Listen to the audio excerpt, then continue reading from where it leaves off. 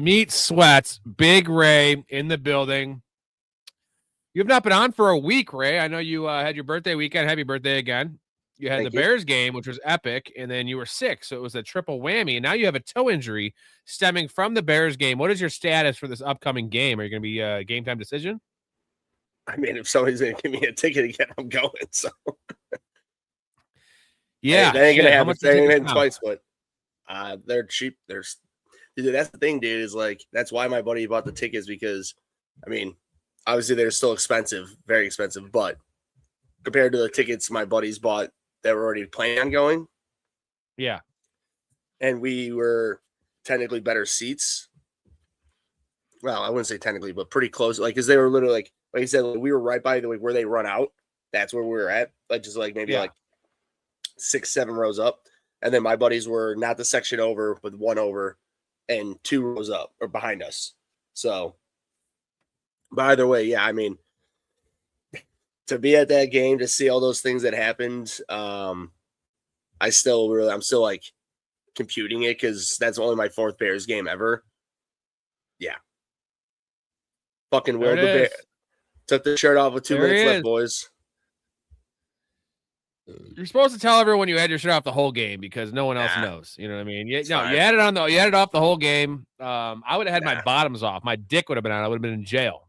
I was gonna say you would have been in Bears jail, which apparently I've heard the Bears jail still has like TVs. So no shit. Let me ask you this: did the Bears win the game or did the Packers blow the game? You were there. Definitely the Packers blew the game. Dude, it was halftime. It was 21-3. I was like, well, thanks, Mikey. Then my buddy Mikey bought it. Well, thanks, dude. You know, but then it wasn't just a score; it was the feel of the game too. Oh yeah, 100%. Going forward on 4th and what was it, 4th and 3 on their own 32? Like dude, Ben Johnson pulling a Dan Campbell, like that was desperation. We were in desperation. Correct. We were failing. Right. And then you know what it was though. Like what's crazy is no one talks about this. That timeout that Ben Johnson took before half on the McManus field goal that he made. Right. Mm-hmm. So if he makes that field goal, it's a different game because now it's 24-3 at half. They get ball. More like they lost the momentum there. I know people say momentum's not real. Fucking bullshit. Momentum's fucking real. 100%. And you know that game could have very well been 31-3 at half. You know, pretty much before the Bears got the ball back, and that would have. I mean, good luck coming back from that. Like even the Packers, even Matt LaFleur can't blow that one. What is your take on all the fire Matt LaFleur people, which I think is absolutely insane? What is your take on that? Unless you were going to get John Harbaugh, I'm just saying like somebody on that level in there. As much as I don't like the guy is obviously, you know, like he's a good coach. He has struggled, you know, and like every time, like they seem to be, you know, a regular season team. And that seems to be like that sort of wall that they're hitting with him. But at the same time, he is a really good coach. Obviously, the offense is always clicking when the people are healthy. And even with not, I mean, like, you know, as we've seen, they haven't had an alpha like receivers since Devontae got traded. And like Tucker Kraft came out this year, but he's not a receiver. You know what I mean? And especially with, you know, I wouldn't be shocked if they moved on from him just because I think that. Who are you hiring? That's the thing. No, that's my to hire who? Kevin Stefanski? Like I like Stefanski, but no, I'm with you. That's my point. If you're gonna fire him, who are you firing him for?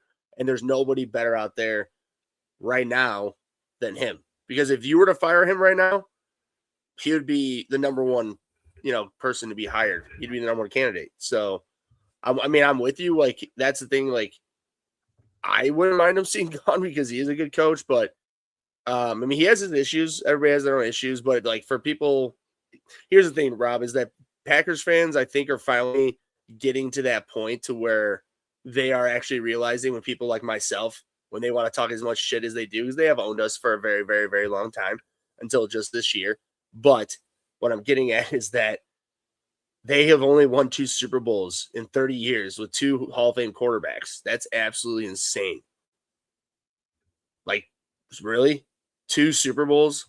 Not just Hall of Fame quarterbacks, like all-time Hall of Fame quarterbacks. You know, Brett Favre maybe not so much, but like Aaron Rodgers, Rodgers all for sure, timer in my book. Right? And, 100%.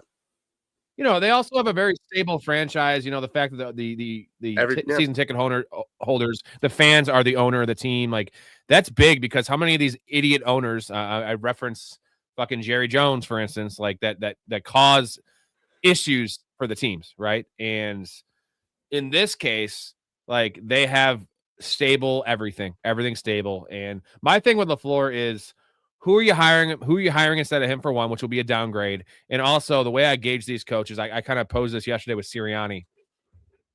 How many teams around the league would hire Sirianni as their head coach? I don't know any, because I don't know what he does.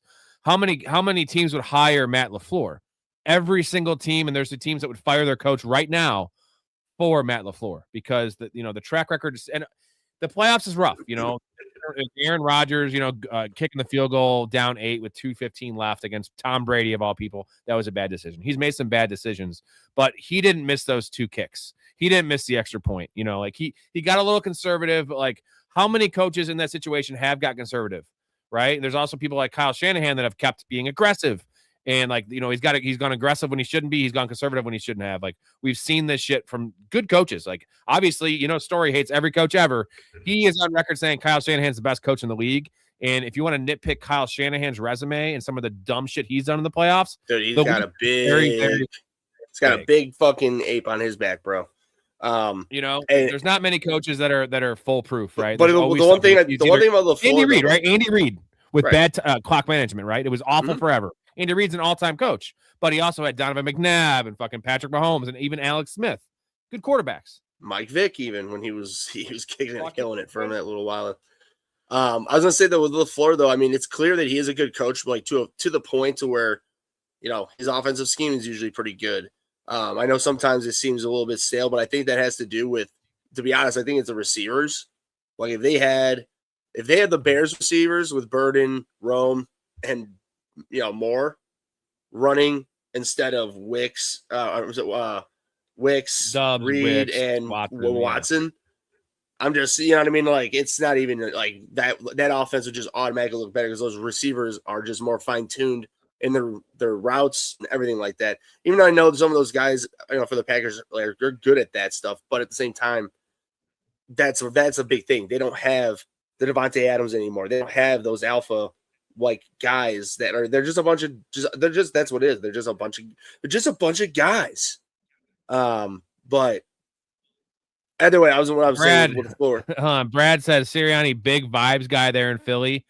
The vibes have been awful. I mean, last year the vibes were good because it went smooth, right? You had the running the ball. How about that sideline with AJ? 23 bad vibes. This whole year, bad vibes. And if he's going to be, if the reason they keep him is because he's a vibes guy, which people say, right? The vibes were terrible. He's attacking his own players, his fans, other fans, people. If that's the vibe guy, I don't want to know what a bad vibe is. Yeah, bad. We got to definitely write a song about how we do not diddle kids. Do not diddle kids. It's no good diddling kids. There is no quicker way for people to think that you are diddling kids than by writing a song about. So Brad was being sarcastic. No, I know, but I was to say, though, here's the thing. If we're going to talk about Philly vibes, this guy is a living Philly vibe. No, he has actually the Philly vibe, which is a bad vibe. It's a bad but I'm saying, vibe. But that's my point. You need to be that certain vibe to fuck with those people, man. Like, right, dude. Like, Philly people. What up, Easy? Faded says bets for this weekend. I'll get to that in a little bit. Faded. Want to wait for some more people to get in here. We're going to go through those a couple times. Faded, you got to get in the Discord, though, and you'll get access to these bets when I make them, because they have a couple of them actually went down by a yard, but there's a few bets in here that have gone up by 5+ yards. So I don't know if you're going to want to bet that, but I'll get to it, my dude. Don't worry. Bleeds Cheese Whiz. Yeah, he bleeds something. Sirianni is a joke. I want your take on these games real quick before I get to my bets. Yo, can you reply to my comment? But I love this shirt, bro. Yeah, what is your comment? He said, I love this shirt. Packers suck. Go Bears. Yeah, we're both Bears fans. He's a bigger Bears fan than me. I like making money in fantasy, but we're all from Chicago on this channel. All 8 of my co-hosts are from Chicago, I believe. Local boys.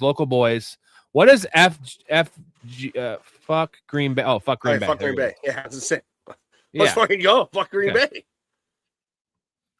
Unless he's talking about my shirt, because my shirt's much cooler. It's a Ween shirt. Again, I know you don't Definitely listen to is. Ween, Ray, which you got to get into. By the way, I was listening to Bloodhound Gang on the way home, and pretty underrated band, bro. Yeah, man. Like, they're a joke and all. I know, but like, no, they're good. No, I'm saying like the actual. They're as good as Weezer. You know what I mean? They're as good, almost as good as Blink-182, if you ask me. Like, they just their content is not serious, so that people take them not serious.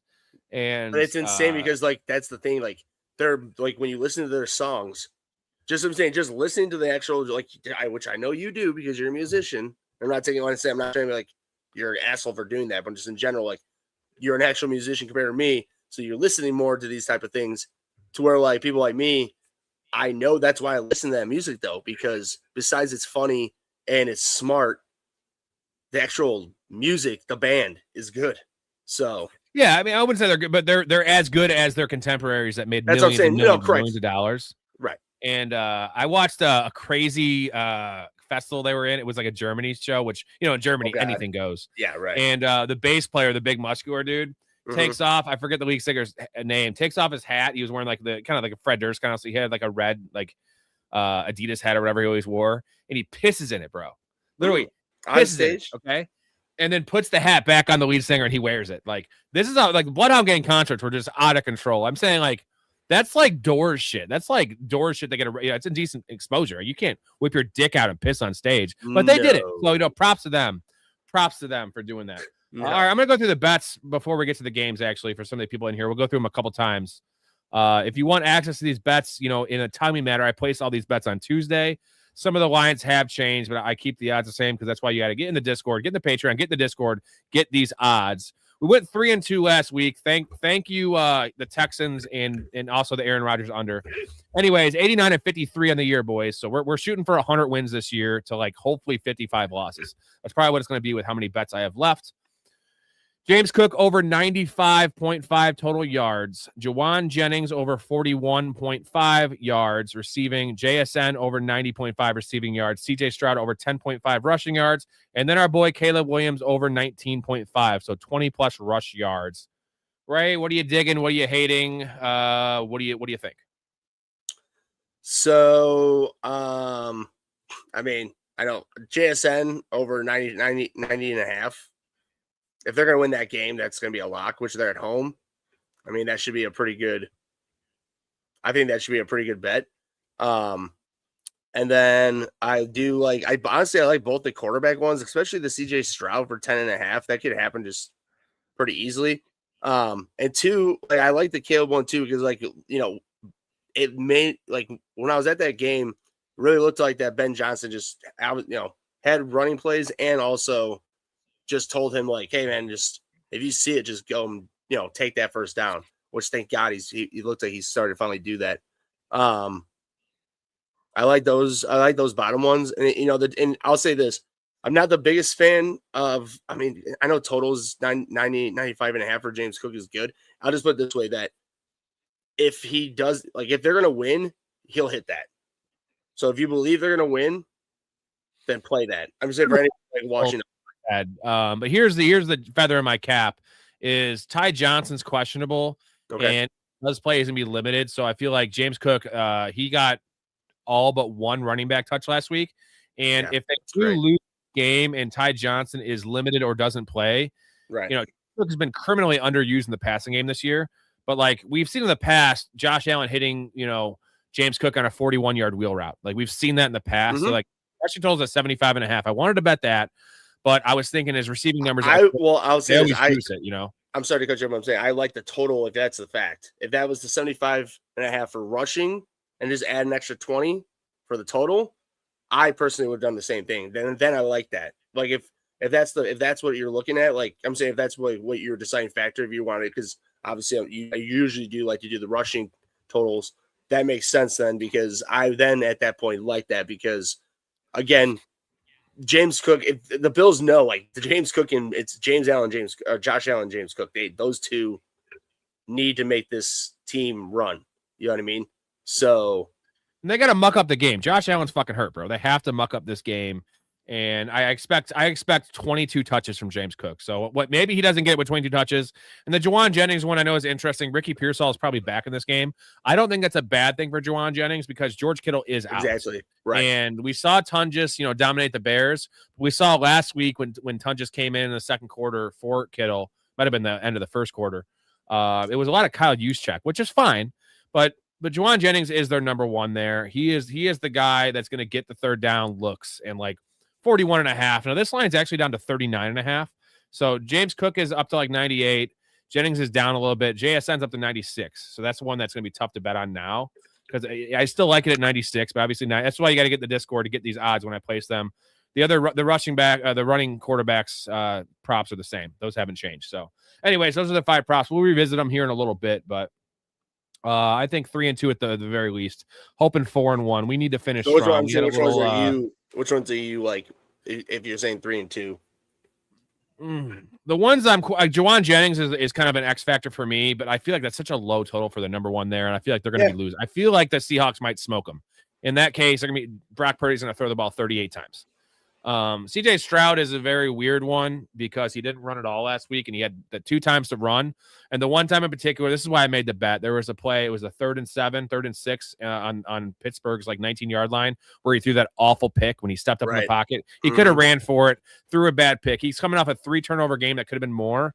And in this game with that defense, with the offensive line being banged up for the Patriots, Stroud just can't lose them the game. So he's going to be more likely to tuck the ball down, 3rd and 4, keep it close. Don't risk the throw. Keep it close, dude. And CJ Stroud is very athletic, man. He doesn't get the credit for this. And I go back to his college days, right? He didn't run a lot, but the one game he did run a lot was the national championship game. He had 80 yards rushing. So I think in big games, CJ Stroud is much more likely to use his legs.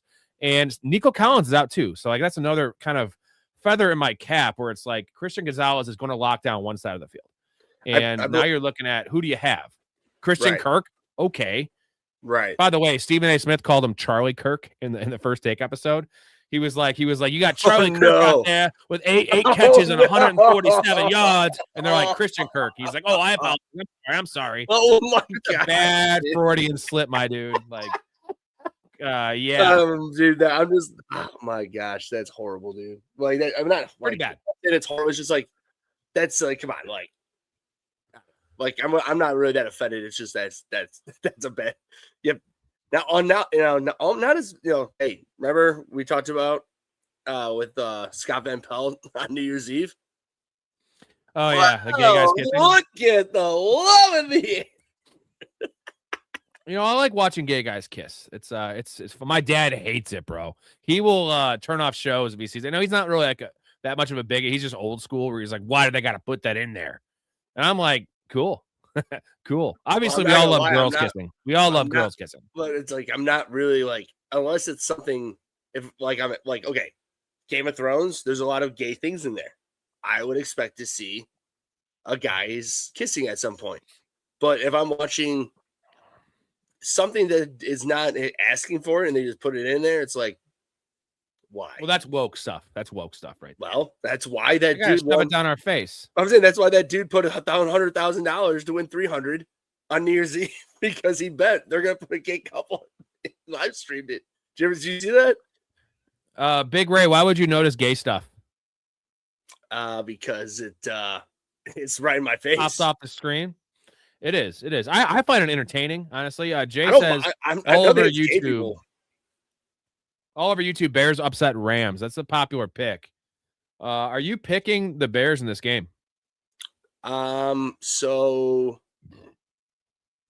if I had put $1,000 my own money down, I would put them on not the money line, but what is it plus 3.5 still right now? It's 3.5. It was, I think it was 4.5. Now it was 4.5. It went down to 3.5, right? So I would take the 3.5. I'm just being shit. If you could have gotten 4.5, even better. But I'll put it this way: that it sounds like that Stafford's finger isn't as bad as people are saying, but of course that could just be bullshit. And as we all know, all it takes, as we did, the defensive lineman, everybody is gonna be going for that finger, and it's gonna be cold. From what I've been hearing, it's gonna be the coldest Rams game this year. The Bears have been only practicing outside all week. no heaters, nothing from what I've been hearing on the radio from the reporters. And so they're just dumbing themselves up. Which I mean, because I'm going to be honest, that's the way the Bears are going to win this game is basically control the ball with run. They're going to have to run the ball much better than they have been, which sucks because since we just lost Ozzie Trapillo, which Rob, dude, that injury, because I was listening to 670 The Score and Olin Cruz was on there. This makes me scared, which I mean, this is now 25 years later. So, sports science is much better.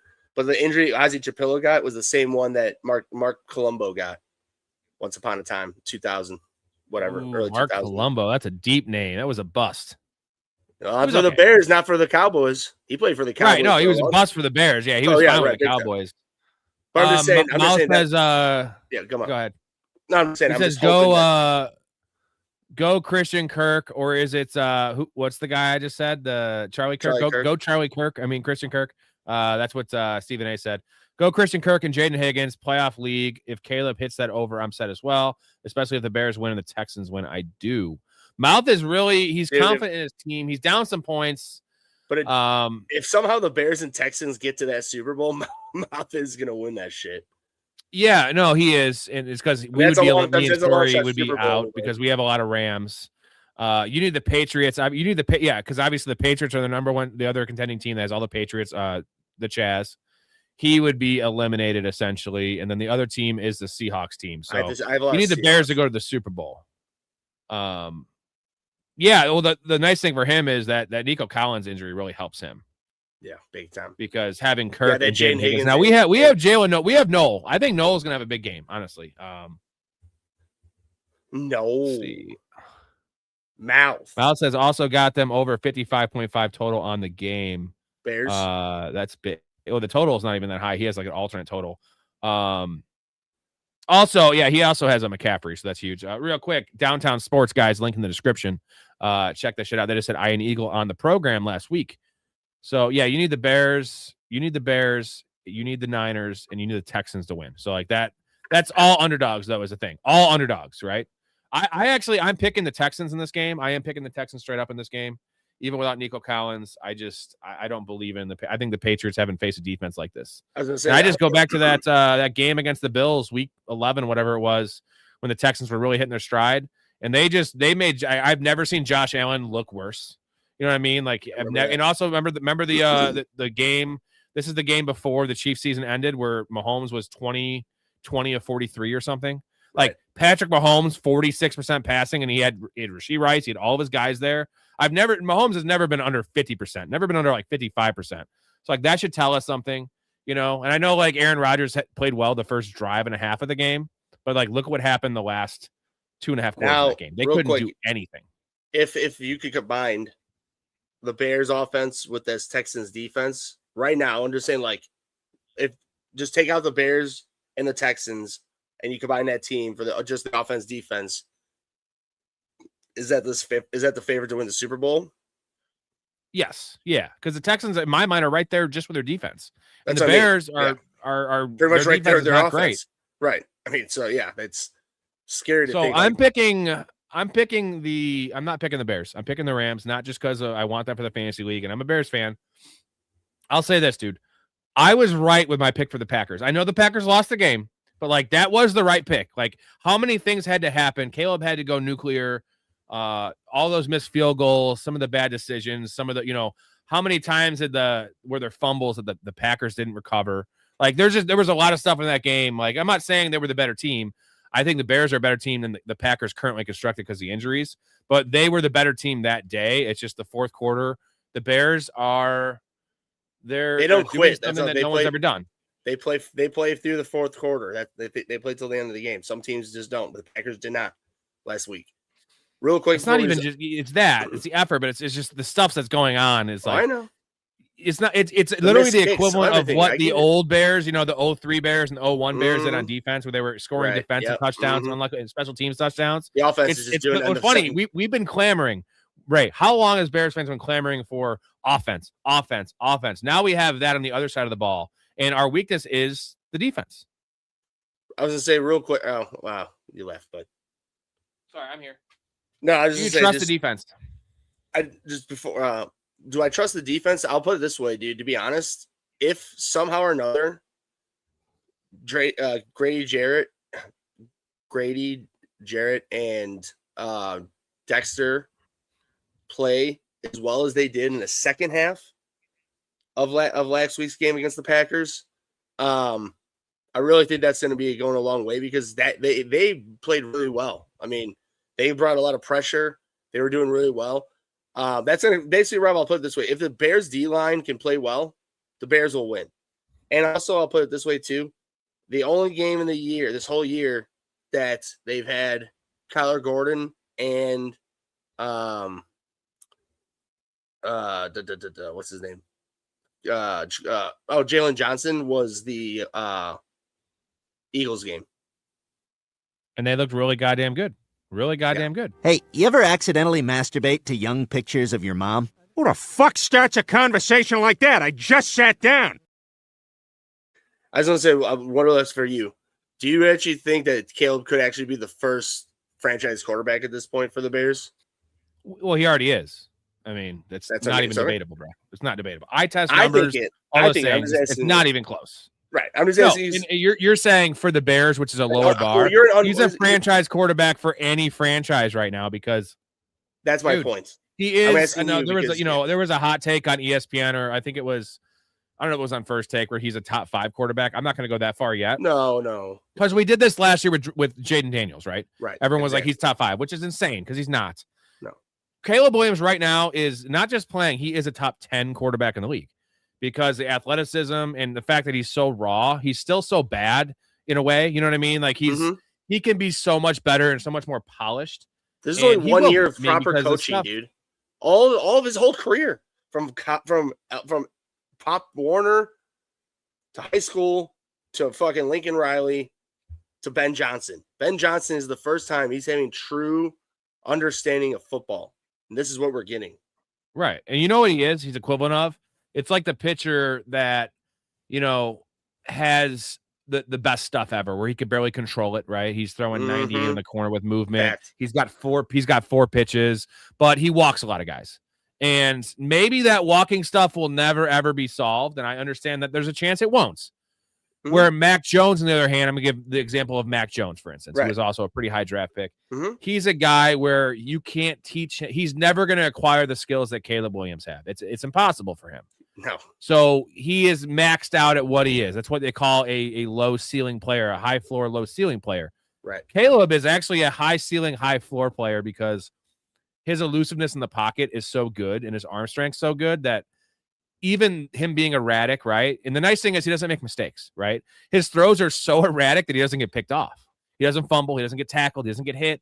Like, so he's the perfect definition of a high floor, high ceiling player. And even Josh Allen wasn't that, let's be honest, because Josh Allen had the fumbly bumblies, bro. He had the turnover problems. He had his overthrows were over in the middle of the field where they were picked. And I'm not saying Josh Allen's a better prospect just based on size. Josh Allen's a mountain of a man. Where like Caleb will never be that. No. But Caleb had, Caleb is pretty close to Mahomes' size. He's a little shorter, but you don't have to be 6'5". You just can't be 5'9". You can't be 5'10". Right. You can't be Kyler Murray. Yeah, right. You can't be Bryce Young. Bryce Young's a nice little player. Bryce Young is turning the corner, but Bryce Young will never have the upside as Caleb because he can't see over his offensive lineman. And Caleb is just tall enough where it's not really a deficiency in his game. It's not an advantage, but he's fine. And he's mobile. So that's what blows my mind, that Drew Brees was that good of a passing quarterback. Literally, just honestly, Rob, just as a pure passing yard quarterback, probably the best of all time. You know what I mean? And it's just crazy because that dude what did they list him? 5'10"? I would say they listed him. So what? He was maybe probably 5'9", 5'8.5". He was fucking doing that. And I love Drew Brees, man. He's just a great guy, and he was a badass. And he came through a lot of adversity, and it's just what he was able to do. Rob, what I'm getting at is it's just insane to me because we've seen so many small quarterbacks just right now. Bryce Young's the newest guy coming in, and or Dylan Gabriel too. That they're just there for athleticism. Drew Brees was there because his arm strength and this. He understood football. And that's like insanity to think that he was that amazingly smart with football and understanding everything, that he was able to throw for 50,000 yards in his career or something like whatever, like 40,000 yards, where the hell it was, like a fucking huge number. I think it was 50,000. I don't want to pull Mr. Hot Take on this one, and I love Drew Brees. Drew Brees, he was a big part of it. Okay. Sean Payton's offense, the system they had there and playing in a dome really helped Drew Brees. If Drew Brees had signed with the Dolphins, remember how it was the Dolphins and they didn't sign him? That's why Saban quit. He would have been a good quarterback. I would bet he would not have been a Hall of Fame quarterback under Nick Saban. And just with the Dolphins, Nick Saban's not a good pro coach, man. He's never shown the ability to be a pro coach. He wanted. That's definitely a what if universe, somewhere else. But I'm just saying. Well, here's the difference. Sean Payton is an elite coordinator, right? He's an all-time offensive guru, right? Nick Saban is a defensive guy that doesn't call plays. So, like, Nick Saban needs to get the right offensive mind in there. Nick Saban is a general. He's, he's general. Correct. And to your point, 80,000 passing yards for Drew Brees. Thank you. See, football numbers are so different. Like, we don't know them off the top of our head. Like, we know baseball numbers, like 762 home runs. Right. Like that's just a little different. But he's most all time or second all time, right? Tom Brady passed him. Tom Brady had to pass him. I think Brady passed him, and then he's 2. Peyton Manning's 3. Aaron Rodgers is right there as well. I would say so. Yeah. Mel says, Ray, what does this mean? Read this. What is this? Is this for you? Ray, Jordan posed throw. Jordan better sign him. He saw. So when Caleb was rolling that 4th and 8, when the dude clipped his ankles. Yeah. That's Caleb's done that. Oh, Jordan Poe. Okay. Yeah. He's great at that. And the fucking best thing is Mouth. I don't know if you saw this, dude, but Rob, I know you probably didn't because you obviously don't know you're realizing what we're talking about here. But they were talking about this. Somebody asked him a question about this after the game. Maybe it was the next day after the game, or maybe it was the day that night after the game, Saturday. But either way, somebody asked him about this. They're like, yeah, so like your Jordan Poe, like he just posed, he posed it, posed the question. He sort of, it's not like a douchebag chuckle, but just like a little chuckle, and he's just like, yeah, I know what they're talking about. He's like, yeah, I've done that throw a lot of times in my career. I've done it in high school, college.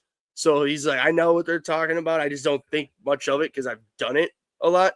He's just like, you guys you just really noticed it when I made that, when we made that big, conversion, which is true. And it helps when he completes it. Because a lot of times it's not complete. Well, Rob, dude, he was running 14 miles per hour to his left. Yeah. And I mean, as we all saw with the wind, everything, dude, like to throw him open like that in that little pocket. I'm just going to say the fact that I saw that in person and the amount of people who have been watching, playing everything, just from Joe Schmoes on the radio, like calling in, who've been like, I'm watching football for 40, 50 years, 30 years. And then people playing football, professionals, on TV and whatnot, and on the radio, they're like, I've never seen anything like that. I'm like, Jeebus. That says something. All right, I'm going to hit you guys with the intro. I'll get back to all your questions. I'm going to go through my bets again. I have 5 plays for the divisional round after this.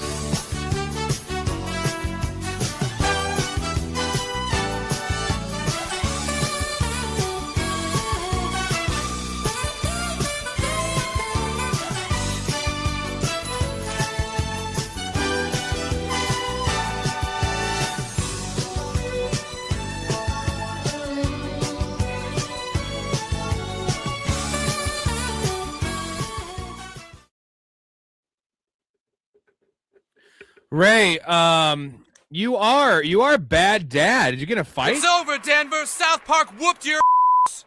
You better shut your mouth before I shut it for you. What do you want to do, huh?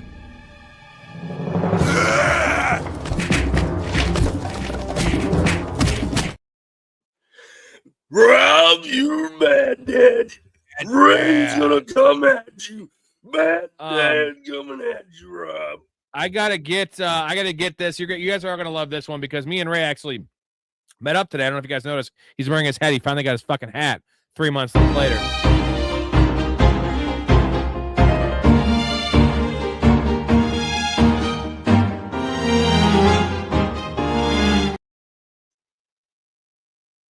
So me and the Ray, we went to Applebee's, one of my favorite places in the world. I love Applebee's.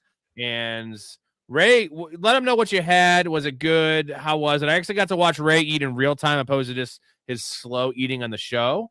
So let people know what you got. Yeah. So Rob, told me, asked to meet up. He's been asking for last week, and so we finally did. Well, first off, he's been asking to give me my hat for probably since the day he came. So I don't know. When did you get these new hats in at this point? 3 months ago. So there you go. Almost. I know we have plenty of followers that have had this hat for much longer than me, and I live 20-minute drive from you. So that's the dirtbaggery of Ray. But yeah, no. So we went to Applebee's. Yeah, we each got a colossal bush latte, and I got two. Yes, you did. And with your fruit salad in there. And dude, those Mott sticks, by the way, bro, were fucking elite. There's a lot of them too. Some fucking 10 of them. Let's go. Either way, I got the it was funny because Rob got the Bourbon Street chicken, which is like Cajun seasoning with shrimp, blackened shrimp. But then I got the I got the Bourbon Street steak with no shrimp because it's steak, and then loaded mashed potatoes. So pounded those down, and it was medium rare. It was good. Rob had a piece. I saw him just Kobayashi style. I crushed it. Watching you eat is a thing of fucking beauty, right? It's years away, don't care. Jesus Christ. You ooze talent. You were oozing the talents. Joe Blacko says Harbaugh equals Mike McCarthy. I wouldn't go that far. Mike McCarthy's pretty bad.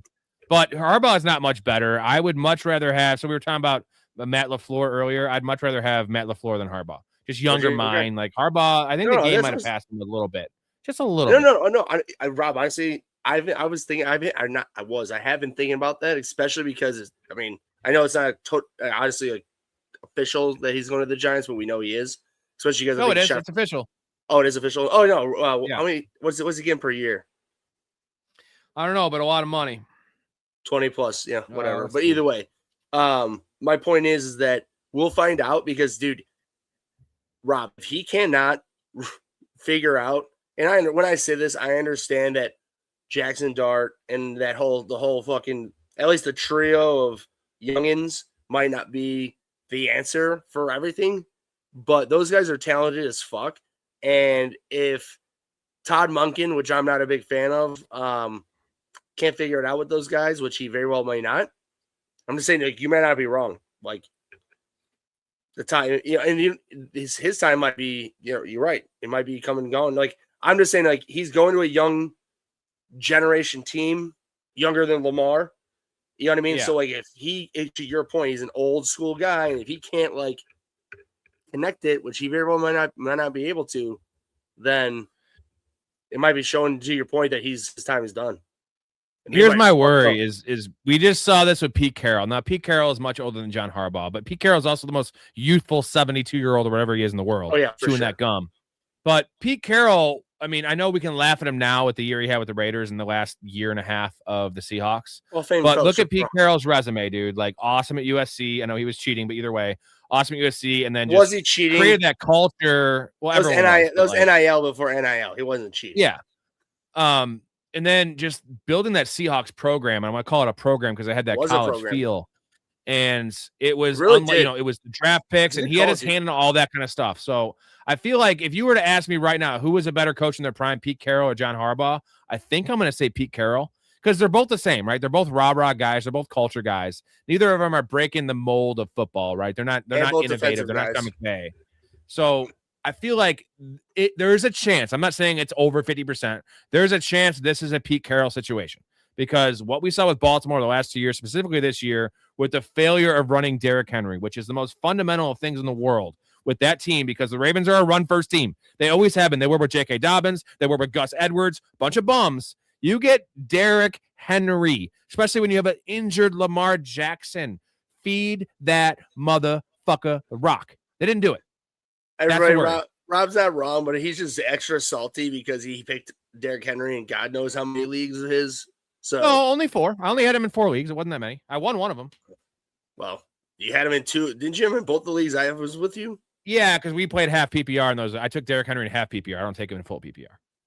Makes sense. Makes a lot of sense. Okay. But either way, no. But I was jokingly saying that, but you're not wrong at all. Like, dude, you and I could fucking, like, if it was just like the day, but we'll just say like halftime, and they didn't give Derrick Henry the ball, the genie just went like that, and then you and I were on the sideline instead of Harbaugh, we'd be like, well, we don't know what the fuck we're doing, dude, but we got Derrick Henry. Give him the fucking ball. You know what I mean? Like, it's not rocket science, and he made it rocket science. And I think that's going to end up, yeah, Blacko, you're right, dude. But at the same time, we're talking about just in general with these guys being outside of their time and just not. Hey, as bad as the Raiders were this year, they were not a 2-win roster. Okay, they were not a 2-win roster. There's no 2-win rosters. You have to actually try to lose that many games. And Geno Smith literally was competent under Pete Carroll. And I know he turned into a pumpkin. It was really bad. You had Ashton Jensen. You had some talent. You had Jacoby Myers to start the year. Pete Carroll lost it. Pete Carroll's done. Pete Carroll should never coach again. He should never got this job in the first place. Again, I'm just saying there's a chance. Would it surprise you if Harbaugh, again, this roster is so much better. Mao says Monken with Dart, Scatterbo, Tracy, Neighbors, Tate is. I get it. He's saying they're going to draft Carl Tate. We think they are too. They should be awesome. I don't disagree. I don't disagree. I'm just saying that just Monken. I'm just with Rob that there's just, I don't know. First off, Todd Monken is not like the fucking god. What the fuck has he done, Rob Mouth? How many Super Bowl rings he got? I'm just gonna say the first year was elite with Lamar. That was awesome. How many years ago was that?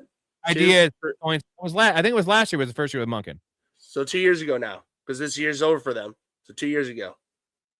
He's been good. He's been good in the league. It's just my thing is, hey, what have you done for me lately, Rob? I love Jackson Dart, bro. I do, and he should succeed. Just I think we're kind of glossing over the fact that Harbaugh was actually really bad this year. Bad decisions. Not even the Henry thing. The Henry thing is just something different, but like, no, there were many things. Even going down to kneeling the ball and trusting a rookie kicker with a 44-yarder when you could have you had 2 timeouts, you could have got it to a 34-yard field goal. That's just general in Pittsburgh, which is a house of horrors for kickers.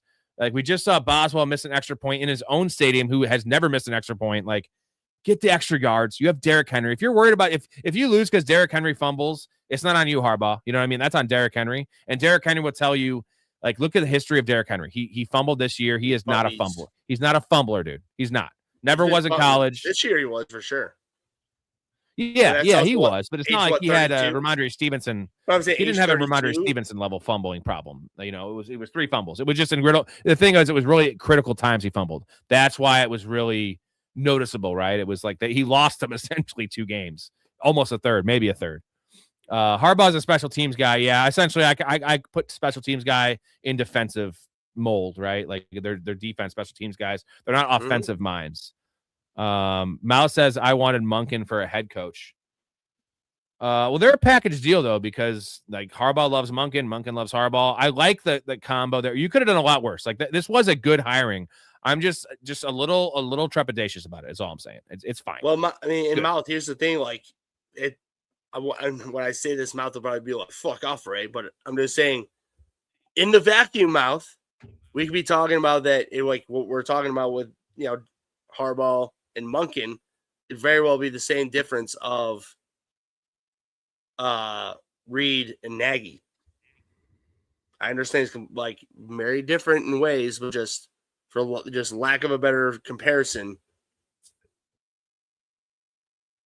I have another buddy who's a big Giants fan. I play Xbox with. He's super happy as well. So I think the entire New York, fan base is very happy. And I would be too, based on Brian Dable and the clowns. You guys are bad. I feel like the floor is Coughlin. The floor of this is Coughlin, who was good. So you're gonna, I guess the way he put it on Xbox today, I was talking to him about it. He said they have a grown up there. They have a grown up, right? They have a babysitter, a grown up there, which they need because you mean it. And Rob, I know you're not the biggest Bear fan. What do you think of Kevin Warren for the Bears? Because I know this Joe Black's got his Bears. I'm just saying in general, like, do you know anything about him?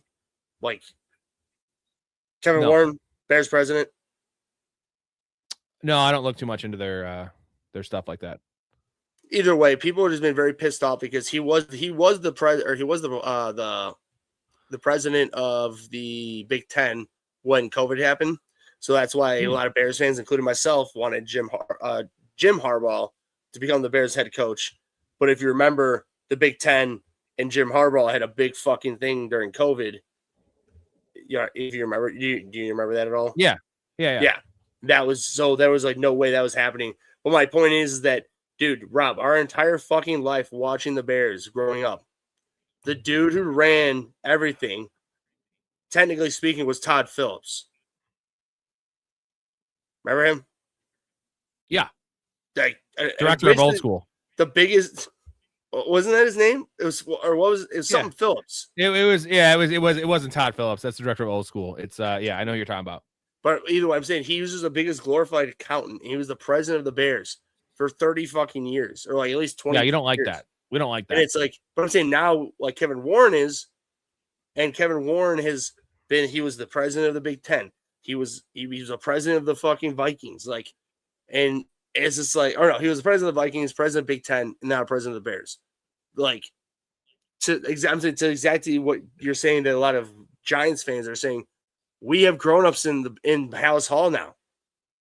Like,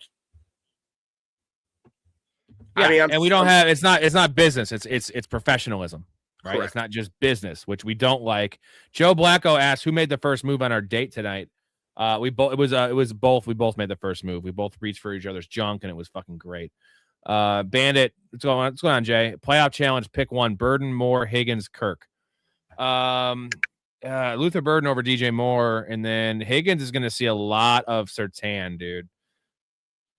Is it Kirk? I don't know, man. I think I'm going Luther Burden, bro, against that bad secondary. That's my answer. What's the scoring, Jay? Is it, if it's full PPR, it's Luther Burden for me. And then I could see Christian Kirk being two. I think Higgins is going to get locked up. He's going to play a lot of X. Ray is on the phone. I'm going to go Luther Burden there. Miles says Harbaugh brings Monken with Dart plus Scat is elite. What's your answer to this one? Playoff challenge, pick one: Burden, DJ Moore, Jaden Higgins, or Christian Kirk. So I'm still going to go. I mean, I hate to say, I don't do what the fuck is a playoff challenge? It's like you just pick one guy. Just pick a player, yeah. Yeah, I mean, I would still say Burden. I mean, I don't know. Is it like there's no money? Just pick one guy. Yeah, I'm still gonna go Burden, dude. Like, everybody laugh at me if you want as well. I mean, I told Rob this like before. I love Luther Burden. He was hurt a lot early. Every time I've ever watched him play, and more and more he plays, when I say this, don't fucking think I'm saying he's the same player, but just the way he plays reminds me a lot of Antonio Brown. Just the way his route running, his aggressiveness, his run after the catch, just like everything about it. Like, it's so awesome. This was a steal for the Bears. And I love DJ Moore. The dude's going to, even if he leaves the Bears after this year, he will be living infamy for like for eternity in Bears fandom. But at this point, Burden is, he's ascending, man. Like, he's ascending like none other right now. Yeah, his every advanced number, I don't like, it's a small sample, so I don't get too much in the advanced numbers, but he was like number 4 in yards per route run, behind the likes of like Puka Nacua and Jamar Chase. Like, that says a lot. Now, I know it's a limited sample size. He's not the number 1. I understand that. But from where, the fact he was injured in OTAs, didn't have much of a preseason, dropped in the started draft, slow, was buried in the depth chart. Yeah, had a weak senior year. It was a senior junior. His last year at Missouri was weak compared to his year prior. Had some character issues. I haven't seen any of that. And we talked about it in the preseason. He was laying those fucking blocks, right? When Ben Johnson said, if you want to see the field, you got to fucking play football. You got to block. And like, he didn't come out as a guy that was going to be sticking his nose in there, right? Not like a Heinz Ward. If you want the rock, you better block. That is super, super quotable. Monken is the grown up. Harbaugh is a child. He kind of is. Antonio Pierce will be the D coordinator. I don't think so they're gonna essentially It's a fucking hell of a fucking Antonio trio, bro. Pierce. Yeah, Pierce is fine defensive player, bad head coach. Come on. I think Antonio Pierce could still play linebacker, brother. He probably could. Badass. Dude, yeah, he's in good shit. Dude, DeMarco Ryans, dude. Every time I see him. I know he's not the size, but he's DeMeco Ryans could definitely play in the NFL right now. That guy's a fucking bad. Yeah. I love DeMeco Ryans. Jonathan, how do you guys feel about Chicago possibly move to Indy? I'll give you my take first. I got to grab a beer. No way in fuck it's ever going to happen. Now, the move. What was the town? Where were they talking about moving? It's like 40 minutes away from the stadium in Illinois. No, in Illinois. They were talking about moving Arlington Heights.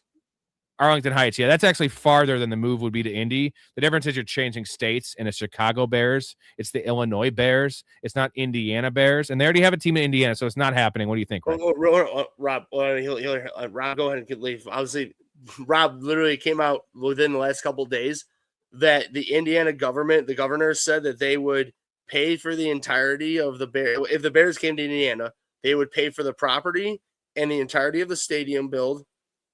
They would let them pay it back with no interest, and while they were paying it back, there would be no taxes that they'd have to pay.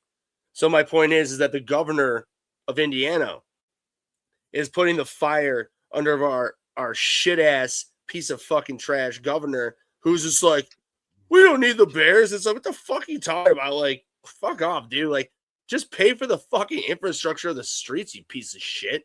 Like, no, I'm sorry. You know what this is, right? I'm sorry, but no, they ain't moving. It's leverage. The Bears are smart to do this because they're leveraging Chicago and Illinois. That's what I was not going to want to lose this team. This is a story team. That's what I was getting at. You just know. That's why I said I'm sorry, because I started unleashing the rain.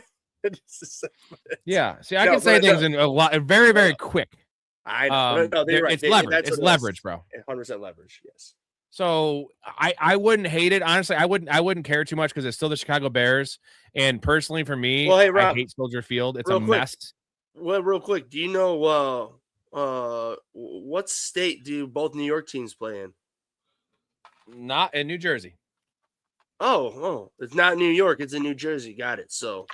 Right. So there is precedent for this kind of shit, right? I mean, and hey, do the Dallas Cowboys play in Dallas? No, they play in Arlington. Oh, do the San Francisco or LA or any of those fuckers play in those states? No, they play in Santa Monica. So it doesn't fucking matter. As long as, you know what, they're not doing it. It was the greatest thing. All that matters is, everybody, if you don't know what's going on with this Bears thing, the Bears bought Arlington Heights, there was a horse track there. There is a metro line that goes straight there. If you guys, anywhere you are, if you wanted to go to a Bears game, if they were in Arlington Heights, dude, flying into O'Hare, it's a fucking Rob? From O'Hare to there is like, a 20-minute cab drive? You know what I mean? Like, yeah. It's just, Rob's 1,000,000%, 1 million, but billion, right. All leverage. That's all it is. Ray is going off right now. That's what he does. By the way, announcer to make, I did the hat drawing, the January hat giveaway. I haven't heard from GT.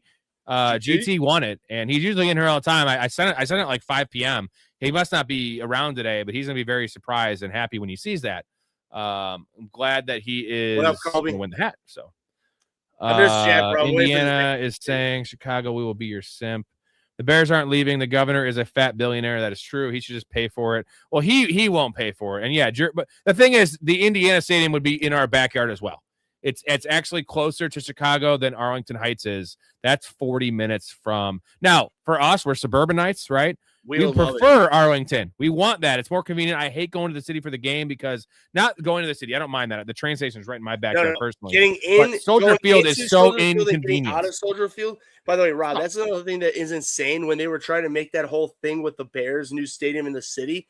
Dude, I don't know if you really even when I say really looked into it, you didn't need half look into it.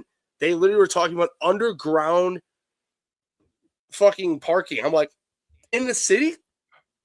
How long is that going to take? 20 years? The fuck out of here. Very cute. Oh, what's his name? It's Kwame. It's Kwame. Kwame. Mm-hmm. Nice name. Nice name. Thank you. I think so too.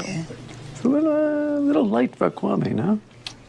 What? A lot of names to pick, but it was a little darker, maybe. Yeah, can you go? That's very scary. You need to get out. Hey, and you guys want ginger ale? Get the fuck out. Dude, by the way, this makes so much sense because I know you've played. Like, that's a great clip. That black dude that was in Detroiters with Tim Robinson. Yeah. Like, the more I watch Tim Robinson, are you a fan of Tim Robinson, by the way? I am.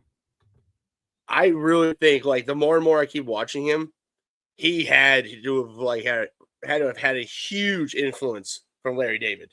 Just, like, taking it to next levels. You know what I mean? Like, of it's that weird, dry humor, but just, like what Seinfeld, even Curb would do, but just, like more cringy, dry, if that makes sense. I'm going to be so sad when Larry David dies. Oh, like, dude, it's going to be a horrible You know what I mean? day. Like, again, I'm kind of late to the Curb, like, love and fandom. I've watched it now twice, and I'm watching it again for the third time. Like, kind of like, I'm not watching it in sequential order. I watched like season 4, then season 7, but I've watched it twice all the way through. And obviously, Seinfeld's like my favorite show of all time. But you know, you saw it with Louis Black, right? And like how decrepit he became the last couple seasons. And like you watch the early seasons, you get a young Louis Black, and they always say they make jokes about how he's a recovering alcoholic, right? Dude fucking destroyed his body. Larry David has actually lived a pretty clean life, so that guy might live to like 98. But Larry David, what a fucking wild weirdo. Like, that's just the way I describe him, right? A wild weirdo. And just the comedic minds he has. Like, you know, Seinfeld gets a lot of credit, but again, Jerry was a bad actor. He was probably the worst part of Seinfeld in terms of the big four. Could you imagine if he was as good of an actor as Jason Alexander? Oh my God. And like the thing is, like, I wish Larry David was as good as he is, and Jerry was as good of an actor as he is, and then let Elaine and Michael Richards and Louis Julia Dreyfus, whatever. Julia Louis Dreyfus. I wish that Larry David was in the show, even though he's in the show a fuckload as like an extra in a lot of scenes. But the only way he would be in the show essentially would be playing George, which I don't want to sacrifice Jason Alexander because Jason Alexander was the reason that show. Well, it's funny that stayed on the air the first 2 seasons. I watched, because when I was younger, never had HBO or anything like that. So watched Seinfeld over and over and over again when it was on. Because I was, dude, like, I guarantee when I say this, you'll know what I'm talking about. You get home from school or work or whatever, 5 o'clock, Simpsons on Fox, 5:30, South or The King of the Hill, and then or Malcolm in the Middle. They switched it, and then Seinfeld. Like, it was just like. And so, like, those 3 shows I watched over and over and over again. I just love them so much. And with Seinfeld, my point is I grew to absolutely be obsessed with and love it. And then when I really finally got around to watch Curb and just watching Larry do his thing, I literally was just automatically, dude. It was just like the Spider-Man, the Spider-Man meme of like pointing fingers at each other. That's exactly what I did. I was just like, it was just like, Larry is George. He just wrote himself as George and let Jason Alexander take it to new levels. With a better actor, a professional actor. Exactly. Correct. Like, insanity. That's one of the nice charms, though, of Curb is that you have the rawness of Larry as an actor because he's just playing himself. And, like, it's very likable because it's so bad. And, like, it's just much more of a raw show. And there's some stinkers for sure. Real quick, shout out to the Patreon bros. Appreciate you guys, man. We're still rocking 5 days a week. Even when football's over, we're going to be rocking 4 days a week. And that's only for a couple months, boys, because we're going to be diving into the NFL draft big 5-6 days a week in April. Once April passes, I'll be doing pretty much best ball drafts every single fucking night on this program, as well as 5 shows a week starting in June for football content with Storey, with Ray, with the Chaz, with Hastings, with Nick O, with my crew of 7-8 guys. Different takes, fresh takes, different opinions every single night of the week, as well as myself every night, which if you don't like seeing me, you can just block off the top of the screen and mute me. That's fine. Also, you get more perks than just supporting your boys, which is a big perk, but access to the Discord community, which is 71 people strong. Can't go wrong there. Pretty fun place to talk football, talk life, whatever, as long as you keep it positive. Community fantasy leagues. We started with our playoff league we're doing now. Also, we're doing the Dynasty Startup League in May, gentlemen. We have 3 spots left for that if you want to get down. Ray, if you want to get down and lose some money, you're welcome to. Guest appearances on the pod. You want to sit with Big Ray? Why am I finding out about this right now? What the fuck? I've been mentioning it for months. I just assumed you just had me in there. Like you just you're in. You're in. I know you're in. You're in, motherfucker. Set your lineup though. Guest appearances on the pod if you want to be in Ray's spot. Free merch giveaways. I just gave away the hat. I always just set my gave away the fucking hat for lineups, January. Well, you didn't for the first round of the fantasy playoffs. I did. No, you didn't. You had a bunch of guys that you had buys in your lineup. All right, anyways, free merchandise giveaways every month. I give away a hat right here. Ray just got one. I'm giving one away to GT. I sent it out to you free of cost, gentlemen, free of cost for the hat. We're making shirts here shortly. Those will just be the shipping costs. If you guys want them, it'll just be the shipping cost. So it'll be like $10 for the shirt. So I want to get the shit out there. Also, access to my plays, early plays in the Discord. Here you go. We're going to go through the bets in a minute, but 89-53 this year. 4 straight years of domination. We're making you money. No bullshit. Every receipt is given. When I place the bet, you can place it within 2 minutes of that. Get the same odds. What are you shaking your head at? You. Dude, I did tell you about the Dynasty League. You're in. Like I said, I think you and Chaz, no, not that, depending on how many people we get, you guys are going to split a team. The fact that you're out here telling me to set my fucking lineup was sure. Okay. A fancy fucking playoff fucking thing I've never done in my life. Yeah, you're right. Of course, I fucked up. Hey. I was never. I don't have any sympathy, okay? I managed 35 fucking teams. Hey, never miss a lineup. You also admitted that it's like doesn't matter. I wasn't gonna win, so like, okay, whoop-de-doo. Like, if I fucking said it didn't matter.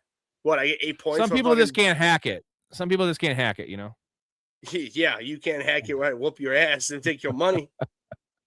Yahoo winning percentage, bitch, way higher than yours. Fuck dick. Okay, Fuck well, you and me personally, I've won now. What? 1, 2, 3 leagues in a row. And how many leagues have you won in those 2 that you're in with me? I won 9 leagues this year. No, I'm asking you and me personally. This is what we're talking here. We're only talking. Yeah, I won 9 leagues this year. Now with me in one. Are you sure? So, Dale, what have you been working on recently? Well, I manage a baseball team. Little League? Fantasy League. Oh my god. He's trying to make me die right now. It's hilarious. I am? No, I was just laughing my ass. I was muted, but I was definitely laughing very, very hard. Miles says I should be second, but Commission's scared. What do you mean you should be second? Can you elaborate? Yeah, elaborate. Jonathan says, don't lie, Ray. You'd come home and watch Sailor Moon with your pants around your ankles. All right, you know what, Jonathan? First off, if I've never watched that show. I know that it's an anime of some sort. The only anime is erotic, baby. Yeah, they are. And the only anime I fucking love to death is Dragon Ball Z. So, unless you give me some Bulma or something or another in that, frig off, Lee. But no. Oh, Miles says I didn't either. I was sick, so he didn't start Demarcus Robinson because Ricky Pearsall was ruled out late.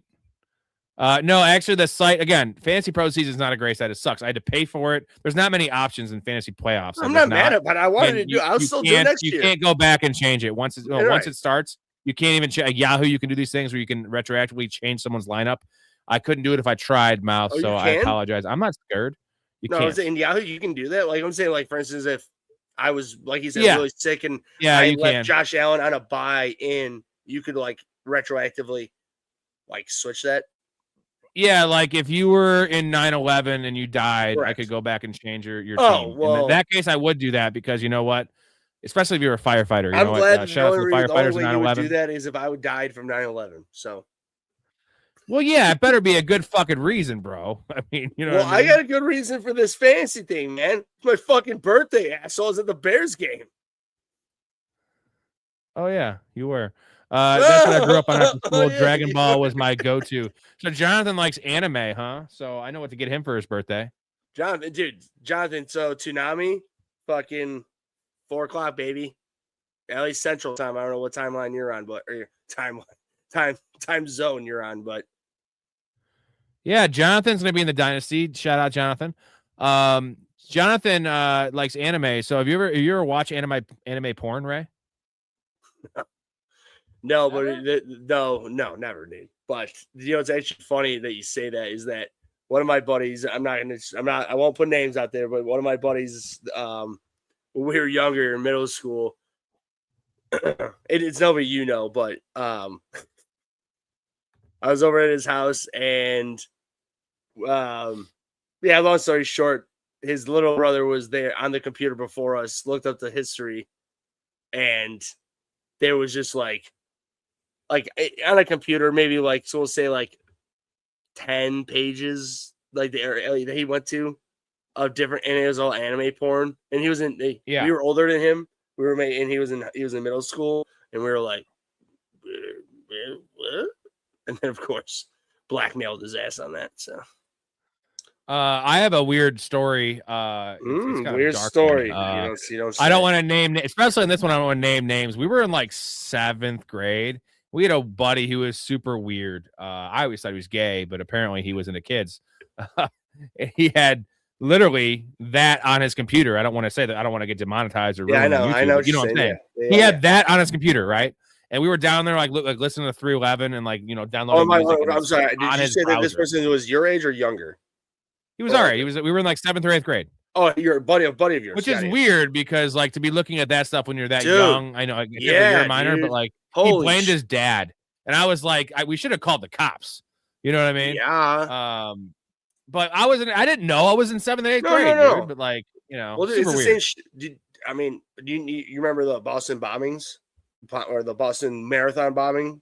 Very, very vividly, yes. Yeah. So there was a Middle Eastern kid, one of the two, the one that was caught, his brother was killed. One that was caught, he whatever college he went to, his buddies found a backpack because he called them, oh, get this on my backpack. It wasn't even something bad. He's like, get something on my backpack.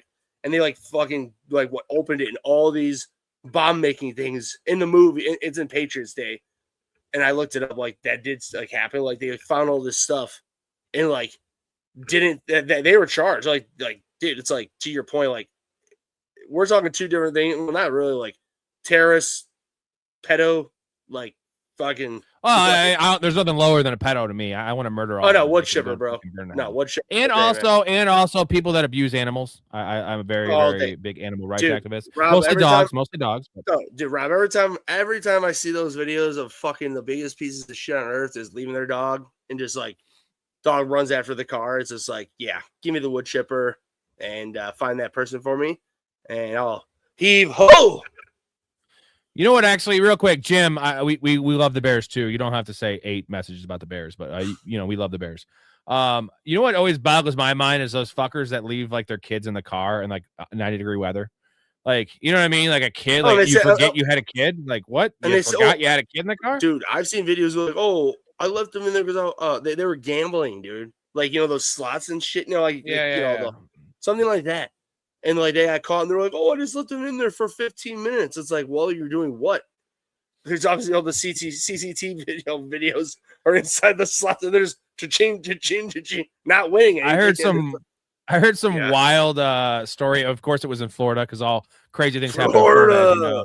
Oh yeah. And I remember I did it the intro to show back in the day. We did it in person, and it was some lady got arrested for shoplifting at a TJ Maxx or some shit.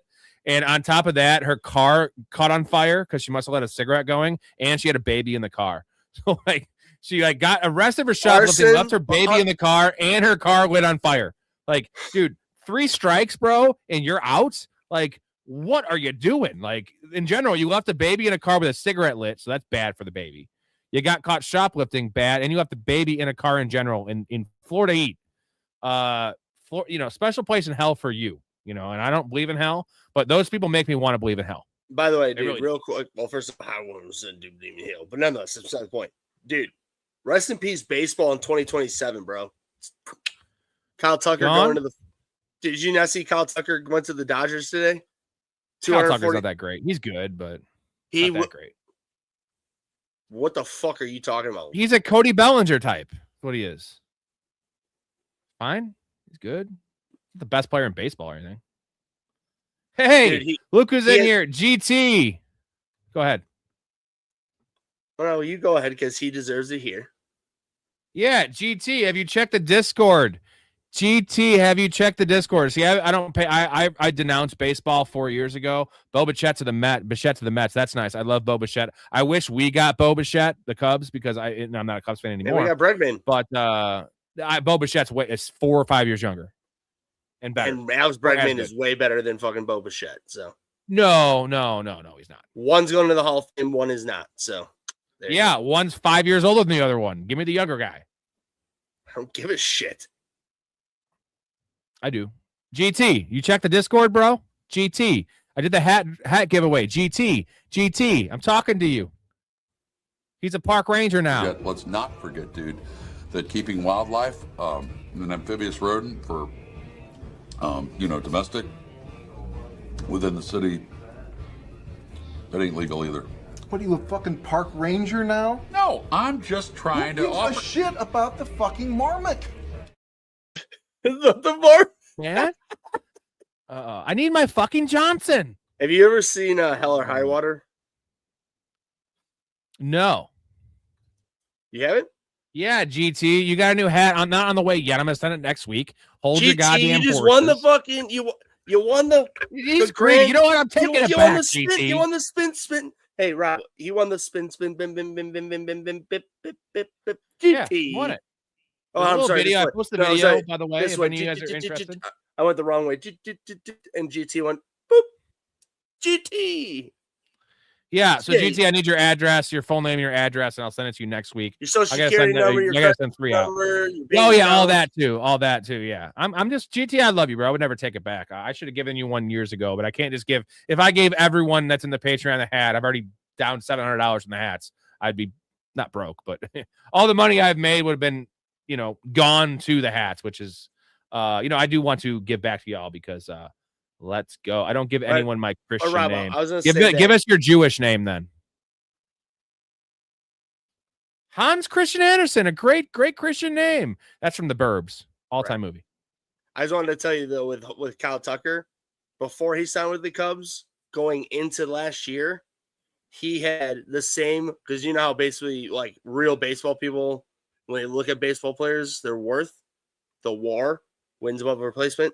Yeah, WAR. I know all about advanced. And I know you. I'm just saying it for the people who don't know. Okay, all right. Fielder, independent pitching. Rob. You know what? You know what? I know. You know what the number one stat is? Fuck OPS you. plus. What. Yes. No, OPS plus is the NLBL stat in baseball. Either way, I'm just getting at is that yes, I know, but I'm just saying. Prior going into last year, before he played one at bat inning with the Cubs, he had the same amount of WAR, or maybe been 0.1 above Juan Soto, and it was his hitting numbers. Ooh. So I'm just saying, wild. like Juan Soto is awesome. Well, I feel like Juan Soto he had a bad year. Well, Juan Soto had a bad year last year. So did Kyle Tucker. He was hurt. I'm just saying, like. By the way, I think Juan Soto's actually like 35 years old. It's an Albert Pujols situation. No. He's on the Pujols. He's on the Albert Pujols. Have you ever seen that picture of Albert Pujols when he's it was his rookie, his 18-year-old picture? 18-year-olds, dude. No way. Now we all know those guys in middle school that had mustaches. That's the bench warmers. That's when he hands them. Oh, this is my birth certificate. Albert Pujols is like a 30-year-old man at 18. And you know what? It makes a lot of sense because that Angels contract, he was 32 when he signed it, right? No. He just went to shit at 32. No, Rob. Let's really rewind this real quick. Do you know what round that he was drafted in by the Cardinals? Oh, really late. Really late. Just take a guess. I know it is. No, I don't know. 27th round. 32. Yeah. And he made it to the majors in 1 year. So there are two options, or actually there's three. He's just an absolute fucking unbelievable and he is a once in a lifetime phenom, but I'm just saying, like, for that shit, like once in a lifetime, like just automatic, like, you know what I mean? You know what I'm getting at, just no juice and nothing. 2, he juiced, or 3, I'm sorry, there's 4. He was older than he said, or there's what I'm going at. He was older than they said, and he juiced. And with that combination, got him to the majors, because that was the year that him and Ichiro got to the majors in 1 year, and both won Rookie of the Year in 2001. All right, I think we were wrong on Juan Soto. It was only a 6.2 WAR, which is kind of low for him, but usually he's around 7. But he had 38 stolen bases and 43 home runs. So he must have finished really strong because it was a slow start. Oh, what was his on base? 396. He had a 160 OPS plus. All right, it was an awesome year. Oh, I was gonna say, I when you said it was a bad, I knew he had a good second half. I just thought that he had a really, really, really bad first half. No, his second I guess half for me, I was basing it on his contract, and again, contracts are what they are, right? Like it was a little disappointing based on his contract, but I didn't realize he had 38 stolen bases, which is just I'm just more getting at unbelievable with Kyle Tucker. He's better than you think. Is all I'll say. Plus, by the way, Rob was only 26 years old. Gonna be 27. Crazy. Fucking crazy. Yeah. The Pujols thing though, real quick, it was a combination of the three. He was older than they said. He was on steroids from day one, and like nothing wrong with that. Albert Pujols is probably the best 10 years to start a career in the history of baseball. I mean, there's no one else. It was so consistent. A-Rod had a pretty damn good 10 years. But everyone was doing roids, bro. It doesn't mean he's it's just Rob, everybody, I'm gonna speak for you, but if they would just allow everybody to start juicing again, sign me the fuck up. We know they're doing it. Especially in baseball. I mean, there's 162 games. These guys need only steroids. Baseball. Just fucking let them do it. Baseball was the greatest. Miguel Tejada was probably the biggest because it's actually fact. Like Miguel Tejada also notorious steroid dude. Like Miguel Tejada is a bad dude in general. I hear some bad things about Tejada. Oh no, he was a woman. Bad person. Yeah, woman beater. Yeah. Him and Aroldis Chapman are in a bar somewhere just beating women right now. You can get away with a lot in the Dominican. Aroldis Chapman might get a little look away. Yeah, you get away with a lot in the Dominican. I'm saying, Rob, that is by far the funniest part about that Cubs World Series team. Every single actual fan of the Cubs who know even just a lick of baseball. When I say a lick, I'm talking just the norms of baseball, like how you need to win baseball. Every single Cubs fan knows we don't win the World Series without Aroldis Chapman. So we just sort of, I'm saying, I don't give a shit. I do because I'm not a woman beater. As a matter of fact, I would have loved Jason Hayward to beat the living shit out of him personally, or maybe like a Carlos Zambrano. But I'm just saying that it is sports. I don't have to like the guy, but you know what? I want him on my team to win the World Series, and that's what happened. I love Big Z. GT, all sports should allow testosterone. Yeah, and have you heard about this this enhanced Olympics or whatever, enhanced games they're having in Las Vegas? Make it happen, dude. Make it happen. Awesome. Make it happen.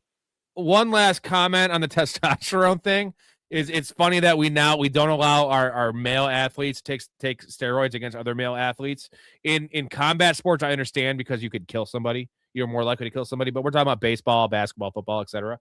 But yet we allow college, even in combat sports, we allow transitioning women, men transitioning as women to beat up other women. Like, that's literally where I draw the line. It's like, if that's allowed, let's let our guys take steroids. Sports are better with steroids. Players stay healthier for the most part. Some guys get injured because they get too big, but generally they recover fast from injuries. It's just a better sport. It's also like they're athletes. It's not like in the 90s, early 90s or late 80s when Canseco and McGuire were doing steroids. They were getting prescribed by like it was a drug dealer, right? Right. Exactly. They were taking literally black market Gabe Kaplan, right? Gabe Kaplan was taking literally horse steroids. Like, this is all like healthy, right? It's healthy. Like, listen to Rogan. Like, he's on a bunch of steroids. Dude's healthy as a horse. You know what I mean? Like, I wish I had the work ethic to take steroids, but I don't want to work out. So like, I would just get a big ass head and be on here, like literally just juice out of my mind, probably punching the screen. We got Whip Hero in here. Go ahead. I just love the fact that, like, I mean, Rob, do you remember Barry Bonds before he was huge? Because I was just too young. I'll admit that. One of the best players of all time before steroids, bro. So I'm saying you remember on the Pirates. Yes. I mean, I don't remember like as much. I do remember seeing him in the Pirates. Yeah, I'm a little older. I'm saying, okay. I know you were young. He went to the Giants in 94, I think. So yeah, 94, 95, somewhere in there. So I'm saying I was way too young. That's why I'm asking you if you at least remember that, because that's the thing that's insane. It's like that dude didn't have to do anything, and he would have still been a top 10 baseball player of all time. He just decided, I don't know what happened, but he just decided, I'm going for the crown jewel, as they say. Going for that home run. He record. was Barry Bonds without steroids. He was like Kenny Lofton. He was Kenny Lofton on steroids without steroids, if that makes sense. Because Kenny Lofton's an all-time player, just only had 140. I was going to say Andrew McCutchen, just on the same team. I mean, Andrew McCutchen, when he was in his, he's going to be a Hall of Fame player. Barry Bonds had like he wasn't as athletic. Dude. I'll give you that. 8 Kenny gold Lofton's gloves, dude. And what people don't realize about Barry Bonds, we got to move off Barry Bonds, but what we don't realize, the stolen bases was he hit all these home runs. I don't care if he was juicing or not. In literally the whatever, it wasn't PNC back then, whatever it was called in Pittsburgh, as a neutral or net neutral, a negative hitters park. And then in San Fran, Pac Bell is what it was called back then, was I think the 27th rated hitters park. So he wasn't hitting these things in Coors Field. He wasn't hitting them in Wrigley Field or, Great American Ballpark, like where it's a bandbox. He was hitting these things. The alley was 420 fucking feet, dude.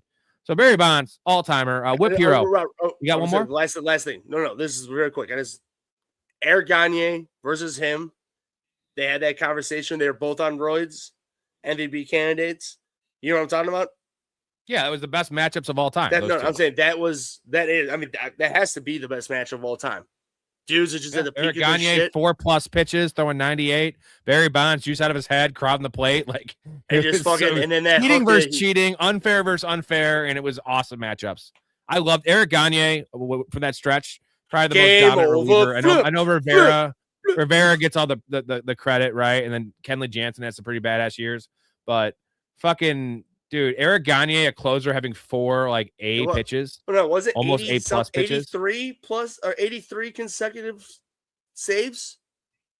I believe it was. Yeah, and not only that, it was without allowing an earned run. Whip Hero, he has not been on. He's a Jags fan. What's up, man? Haven't been able to watch football in a bit after the Jags loss. It was hard on me, especially with how bad that day was before the game. Just hope we did good enough to get 3 or 4 primetime games. I'm guessing he's saying, primetime games next year. Definitely you will. Trevor Lawrence, the thing, and Liam Cohen is a guy. You know what, you guys? The Jags and the Bears are the same team this year, right? You got, Trevor Lawrence is actually not even that much older than Caleb Williams. This is wild, right? I think Trevor Lawrence is like a year and a half older than Caleb. He's just been in the league for a long time. He's only 26, bro. It's crazy. Trevor Lawrence is only 26, but the same situation. No, I think Caleb's 24. Oh, either way. I'm saying you would think that they're 4 years apart, but they're not. Right. Same situation. You have a new coach. You have hope with the coach. We have hope with Ben Johnson. Now we're still alive, but dude, it could have gone the other way. You could have beat the Bills. We could have lost to the Packers. Regardless, neither of us need to win the Super Bowl this year. It's a win.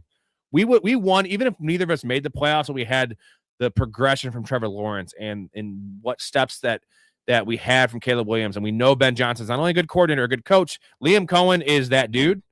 And your team is that. You got to get rid of ETN. Don't pay that dude. You got Bayshell Tootin, baby. LaQuint Allen. You got talent. Real quick. And Whip Hero, and I want Rob's opinion too. By the way, first off, Whip Hero, I know Whip Hero will know what I'm going to talk about.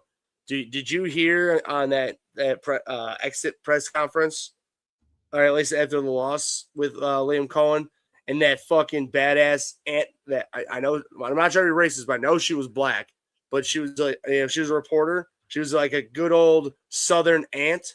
Like, she's like, Liam, you know what I'm talking about? No, she just basically she was just like, Liam, I just wanted to say congratulations on this. You know what I'm talking about, Rob? Basically, there was some older, I think she's maybe, let's say she's like 62. But she's a reporter for the Jacksonville, something or another. But she basically just congratulated him on being a good coach, having a successful year.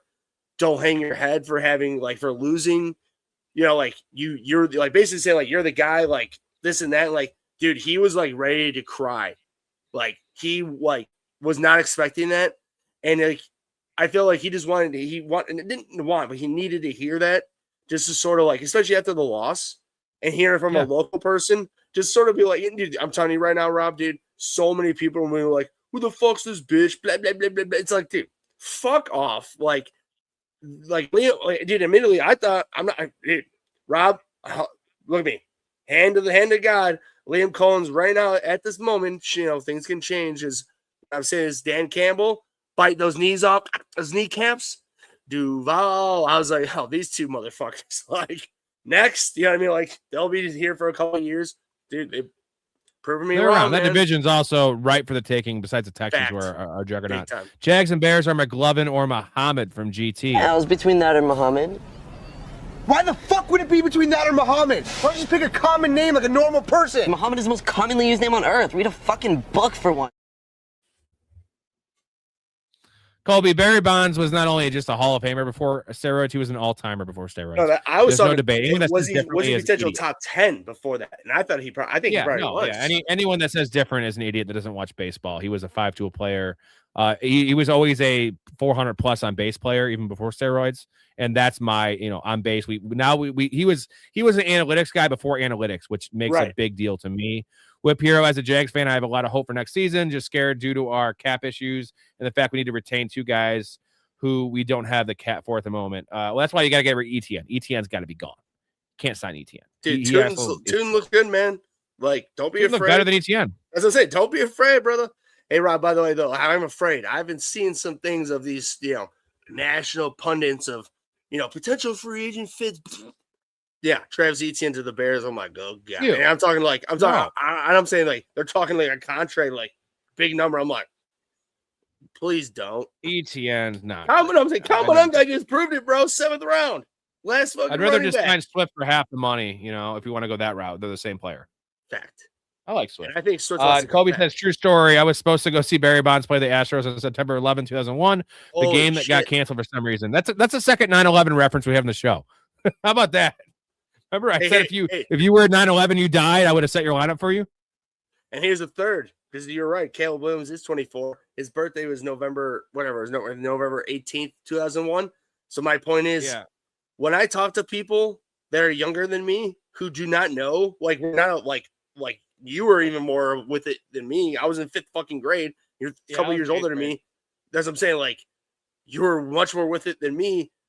And when I talk to somebody like him, it's just history, bro. Like, they're like, oh, yeah, like I wasn't alive. I'm like, you weren't alive for They 9/11? know of it. How old? They know of it. They don't know the scope of it. They don't understand like what it did, regardless of like, the impact, but like how everyone had American flags up. It was like the patriotism and the togetherness is like immediate, bro. Whether that's an inside job or not, we'll have to talk about it on another podcast. Me and Ray have a lot of ideas and thoughts about that one. I actually did you can go back in the archives of the other 400, 500 podcasts on this channel before the stream started. And we did an entire 9/11 deep dive debunking. And no, not all of it's real, but like some of it is. Let's wait for Jason to bring it up for a Saturday bar. Did you ever hear about the fifth plane? The one that like that didn't off the ground? Mm-hmm. But dude, that's crazy. And they like shoved it under the rug. Like there was like it was only like 60 people on it. All the people in first class were Muslim, and like there was some really shady shit going on. And there was like someone got back in the plane, dude. It just I just heard. You know what's even crazier? It's still Building 7. Well, yeah, Building 7. I know that. I'm saying like I don't know. Dude, Rob, Building 7 was even swept under the rug more than that because I know about that, and I know what you're talking about. It's just like, I mean, to your point, the majority of people don't know what you're like, don't know about that. Sorry, I missed some questions. We're gonna go back up. By the way, we have about 10 minutes left in the show. We are two super chats away from a beer chug. I will add 20 minutes for every beer chug we do if we get up to that point. Otherwise, tomorrow night will be a late night show for an open bar. And if that doesn't happen, it's my 11-year dating anniversary with my wife. It'll be a late show. If that doesn't happen, Sunday night, of course, we'll be on. Colby, do you guys think all NFL teams should play in a dome? Or do y'all like bad weather games sometimes? I do love bad weather games, but I think that I like it to be uniform. I think dome is the best way to go personally, but that's kind of not in the spirit of football, if that makes sense. So I think here's the easiest answer. Prior to the entire life of football being pity-patty bullshit, which would be because I graduated high school in 2009. We did 2-a-days. Concussions weren't a thing. I mean, they were a thing. They were starting to creep in, but like I got concussions and shit. Like I'm saying, like it wasn't like if I was a little woozy, I'm coming off the field right away. It wasn't that. So my point is, whenever like I don't know, maybe Rob help me out. It was maybe like maybe 2012, 13, somewhere in there, like where the concussions really started to like be implemented. I mean, that's when really like football really started to get pity-patty. And my point of what I'm bringing up with this is that before football got to that point, everybody think if you were like alive and watching football like Rob and I were in the 2000s and 2010s, like I'm saying, let's say up until 2015, like from 2000 to 2015 for those 15 years, especially in the 2000s, majority of games were outside. There were as many injuries with these major leg injuries or the joint, these like season-ending injuries. And when I'm getting field turf, that's the problem. Right. That's and what I'm more getting at is because they don't let these guys batter their bodies and numb their bodies through training camp and all this shit that all these dudes used to do. I understand there needs to be a fine line, but the problem is they went from way down here to like, oh, CTE, I'm gonna fuck myself up no matter what because you guys don't care about me, to up here to where we're getting ACLs left and right, and it's out of control. Because these guys' bodies just aren't ready. So I'm with Rob. At this point, just make it all domes. Just make it even playing field. I don't want that, to be honest. I like the outdoors, but just for us, as fans, for longevity and just everything, make it all domes, make it unity, be done with it. Yeah, let's make the field even softer, though. I think that we could do that. That would be good for concussions, too. Miles says Roger Clemens is going to Far Rock to get B12 injections when he was on the Yankees. Yeah, Roger Clemens is another one of those cases that Roger Clemens was probably a Hall of Famer before steroids, just because how awesome he was with the Red Sox. He was still pretty good with the Blue Jays, too. And the Blue Jays. Yeah. He was a Blue Jays. And those Houston years when he was 37 years old with a 1.9 ERA. And Blue Jays. It's starting to Houston, especially Houston though. Him and Pennant, Andy Pennant, when they were dominating, Houston, they were just fucking juicy. They were literally probably just fucking showering down when they came out of the shower. All right, Andy, bend over. All right, Roger, bend over. Apparently the reporter has been reporting for 20 to 30 years. Well, you know what? Fuck the reporters for attacking her. Fuck people. I mean, people suck. Yeah, 100%. Bullshit. Whip Hero praying we can keep Devin Lloyd. Also, I prefer to keep Travis Etienne just because of how good he was in the past game for the Jags. I don't know. It depends on how the team goes. 12 million sounds fair. I wouldn't do it though. You prioritize Devin Lloyd. Running backs are a dime a dozen. Bashal Tutin's fine. You guys love LaQuint Allen down there, and that's your two running backs. You bring in a third. You bring in a veteran presence, right? And then you have dude, Trevor Lawrence. Here's why you don't need him. Trevor Lawrence propensity to run has gone up this year, and definitely around the goal line. Trevor Lawrence is your goal line back, bro. He's like monster. a Daniel Jones. And Travis Etienne is not a goal line back anyway. He's historically inefficient around the goal line. So like, I get the pass catching stops, but guess what? You have Travis Hunter. You have fucking Parker Washington. You have Brian Thomas. You have Jacoby Myers. You have Brenton Strange. Travis Hunter. You don't need a pass catching running back. But Put Travis Hunter in the backfield. He'll last 6 games. Also, Trevor Lawrence is clearly the best quarterback in the AFC South. CJ Stroud's a fraud, propped by a generational defense. Let's see, he's a total fraud. He's not a fraud, but he's just average. He's fine. And I'm not, again, let's not anoint Trevor Lawrence. Like, I'm more likely to anoint Caleb Williams after 4. Just because Caleb Williams has shown only this, where Liam Cohen unlocked something for sure. But Trevor Lawrence could turn into a pumpkin. I mean, he's fine. I always like Trevor Lawrence. He's fine. But he's looking like he could be a franchise quarterback. The guy that was drafted and touted as number 1, as the best quarterback since Andrew Luck, who was the best quarterback since Peyton Manning, who was the best quarterback since whoever, right? So this is my question for you, Rob. Since this is actually a perfect segue. Well, not even a segue, just a question for you. Technically speaking, what you just said, Trevor Lawrence was the next Andrew Luck. Well, who was the next Trevor Lawrence? Andrew Luck, Caleb Williams. So going forward, who has the better? Right now, we'll just say it wasn't Bryce Young. They didn't comp as the same player, except for Bryce Young takes 2 of them to get to the height of Trevor Lawrence. Yeah, exactly. 2 Bryce Youngs equal 1. Very nice performance. Very nice and clean performance. Very, very, very nice. Which one of these talented entertainers, who I am not attracted to at all, will be the winner? Who I am not attracted to at all. So I'm just asking you right now, in the next 5 years, between Trevor Lawrence and Caleb, and the Jaguars and Bears, who ends up just having a better end game? Not even necessarily saying one of them win a Super Bowl, But who in 5 years from now, between both those teams, who do you think has a better end game? And I know it's wild because Trevor Lawrence has an easier path to winning division titles. Way easier, yes. Caleb Williams has a harder path to winning division titles, but he has an easier path in the NFC than what Trevor Lawrence has in the playoffs, right? Correct. Yeah, he's gonna have Josh Allen and Mahomes for a long time. The floor is higher with the Jags because I think they're guaranteed to be relevant in that division. That's fair. But the upside is higher with the Bears because if we get into the playoffs, there's no juggernaut. You know, the Eagles are dethroned. They're a mess, right? There's no. I mean, the Lions are kind of fraudulent. The Packers just historically fucking suck in the playoffs. And like, who else are we talking about there? The fucking Cowboys, dude. If there's not a lot. Hey, what if Mike McDaniels goes to fucking the Buccaneers? Jared Goff is just too limited as a quarterback. I love Jared Goff, but he's too limited, bro.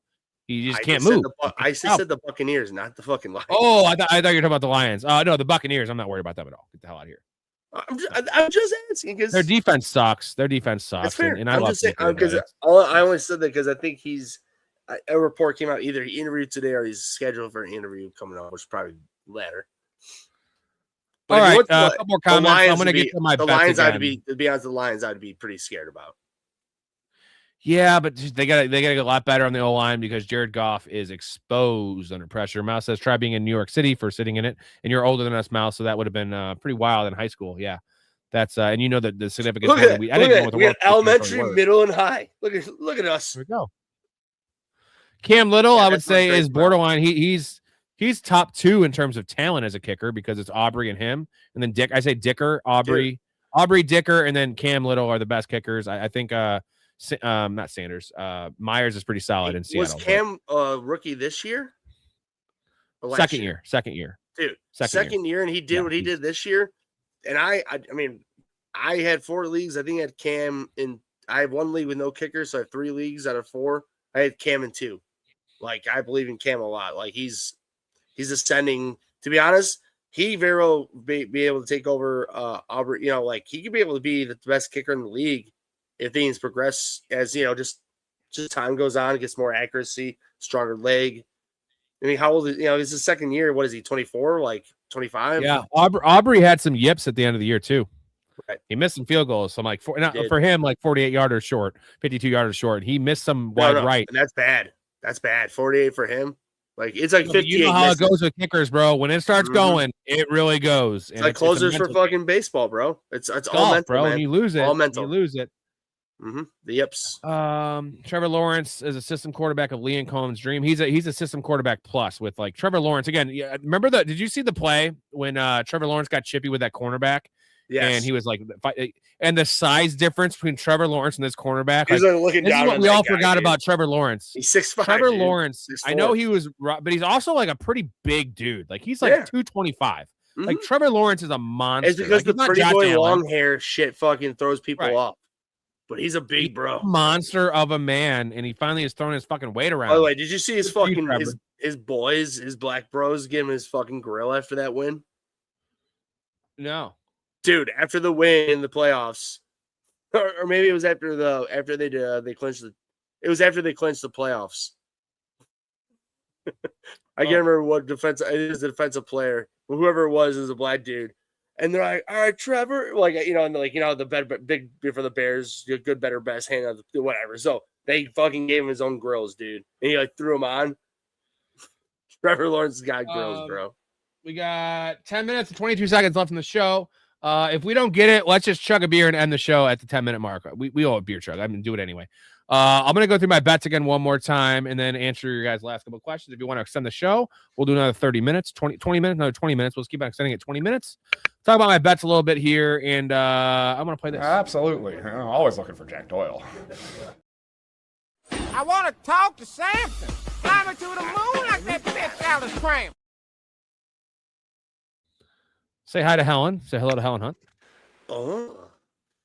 Hey, I had a whole Helen Hunt bit. My favorite Helen Hunt movie is Twister. I have a whole Helen Hunt bit I want to do, but I'm saving it for the down times where there's no football. I want to do a movie hot take night.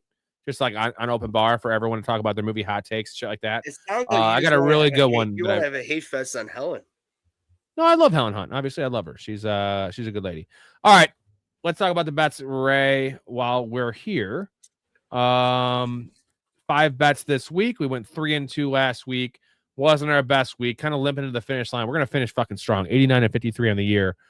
James Cook over 95.5 total yards. Juwan Jennings over 41.5 receiving yards. JSN over 90.5 receiving yards. CJ Stroud over 10.5 rushing yards. And Caleb Williams over 19.5 rush yards. What happened last year, bro? 48 bets? I took it. Well, I stopped like week 15 because we did the show was different. We had 4 people doing it, and everyone like Storey even struggled. Everyone struggled. I was on the podcast, but he didn't want my football takes, so he had to. Okay, I get it. Yeah, it's cool. What is your deal, bro? That's me, all Ray. Grown up. That's me, Ray. All grown up says JSN getting locked down. Oh. I don't think the Niners could lock anyone down, my dude. And here's the thing: they do have a couple decent corners, but JSN lines up all over the formation, so he is not your Nico Collins X receiver that can be locked down by Patrick Surtain, for instance. Although he's not playing this week, Nico Collins isn't. But no, JSN is slot. Like, and dude, JSN out of the backfield, and his route running is like if people say it's elite, like I mean, Rob, who's the best route runners elite? Him, Justin Jefferson, and probably Puka. Like, maybe Puka might not even be. He's just so fucking big and just strong. Like, but Puka probably is because he's not that fast, right? I mean, he's like what, 4.6, 4.5. Oh, Puka's 4.6 for sure, dude. That's what I'm saying. Yeah. So I mean, he has to have great route, or he does have good route running, is be able to get fucking open like that. Puka's a monster of a man. You know what? Puka is directly tied to our boy Sean McVay. If Puka had landed on the Raiders, I promise you Puka Nacua would not be the guy we're talking about right now. No, I'm not saying Puka's a bad player. Puka's a good player. He's a good player. 5th round pick, Rob. Right. 5th round pick. Yeah, he might be a nobody. Like he would be a nobody. Unless he was on another, like a Kyle Shanahan, somebody like that. With a good quarterback, like the stars align for Puka Nacua, and he is. Nothing against the guy. He's unreal. He has done so good that I don't think I could ever say he's a nobody. He would just be a role player. He'd be a Jacoby Myers. You know what I mean? He'd be a solid little 5 for 60 guy. You know what I mean? He'd be an NFL player, right? I'll retract that. I'll agree with that. Yeah, 100%. Now we missed on Puka Nacua. I mean, now Storey didn't. Just shout out Mike Storey, my co-host Mike Storey. He was clamoring for Puka Nacua for 4 months before the season started because the combine did him dirty, and he's not a combine guy. And like the football film said, Puka Nacua was elite. The size is elite. The competitiveness is elite. Puka Nacua is elite. Anyways, running back, quarterback rushing yards 10.5, 19.5 for Stroud and Caleb. I think we both said we like the Stroud one, although Caleb is only twice as much. So I feel like, by the way, thanks, Mouth Boys. It's up to you to keep Rob's liver fermented. I can't keep on sending super chats, and you shouldn't. Mouth does enough donation on this channel. We appreciate you, Mouth. Join Patreon. Wow. Rob's liver needs pickling. By the way, shout out Mouth South, Downtown Sports Boys. Link in the description. If you want to get the inside knowledge from Ian Eagle, who was just on their show on Tuesday night before the weekend games, also some NBA knowledge dropped on you, which you're not getting from this show currently. Check out that show. It's on 23 different platforms, 26 platforms, a fuckload of platforms. So what is your most worried bet here? What are you most worried about on this one? Is it the James Cook 95 yards, or is it Juwan Jennings? Because those are my two most worried. Yeah, I'm still just going with the higher number, honestly.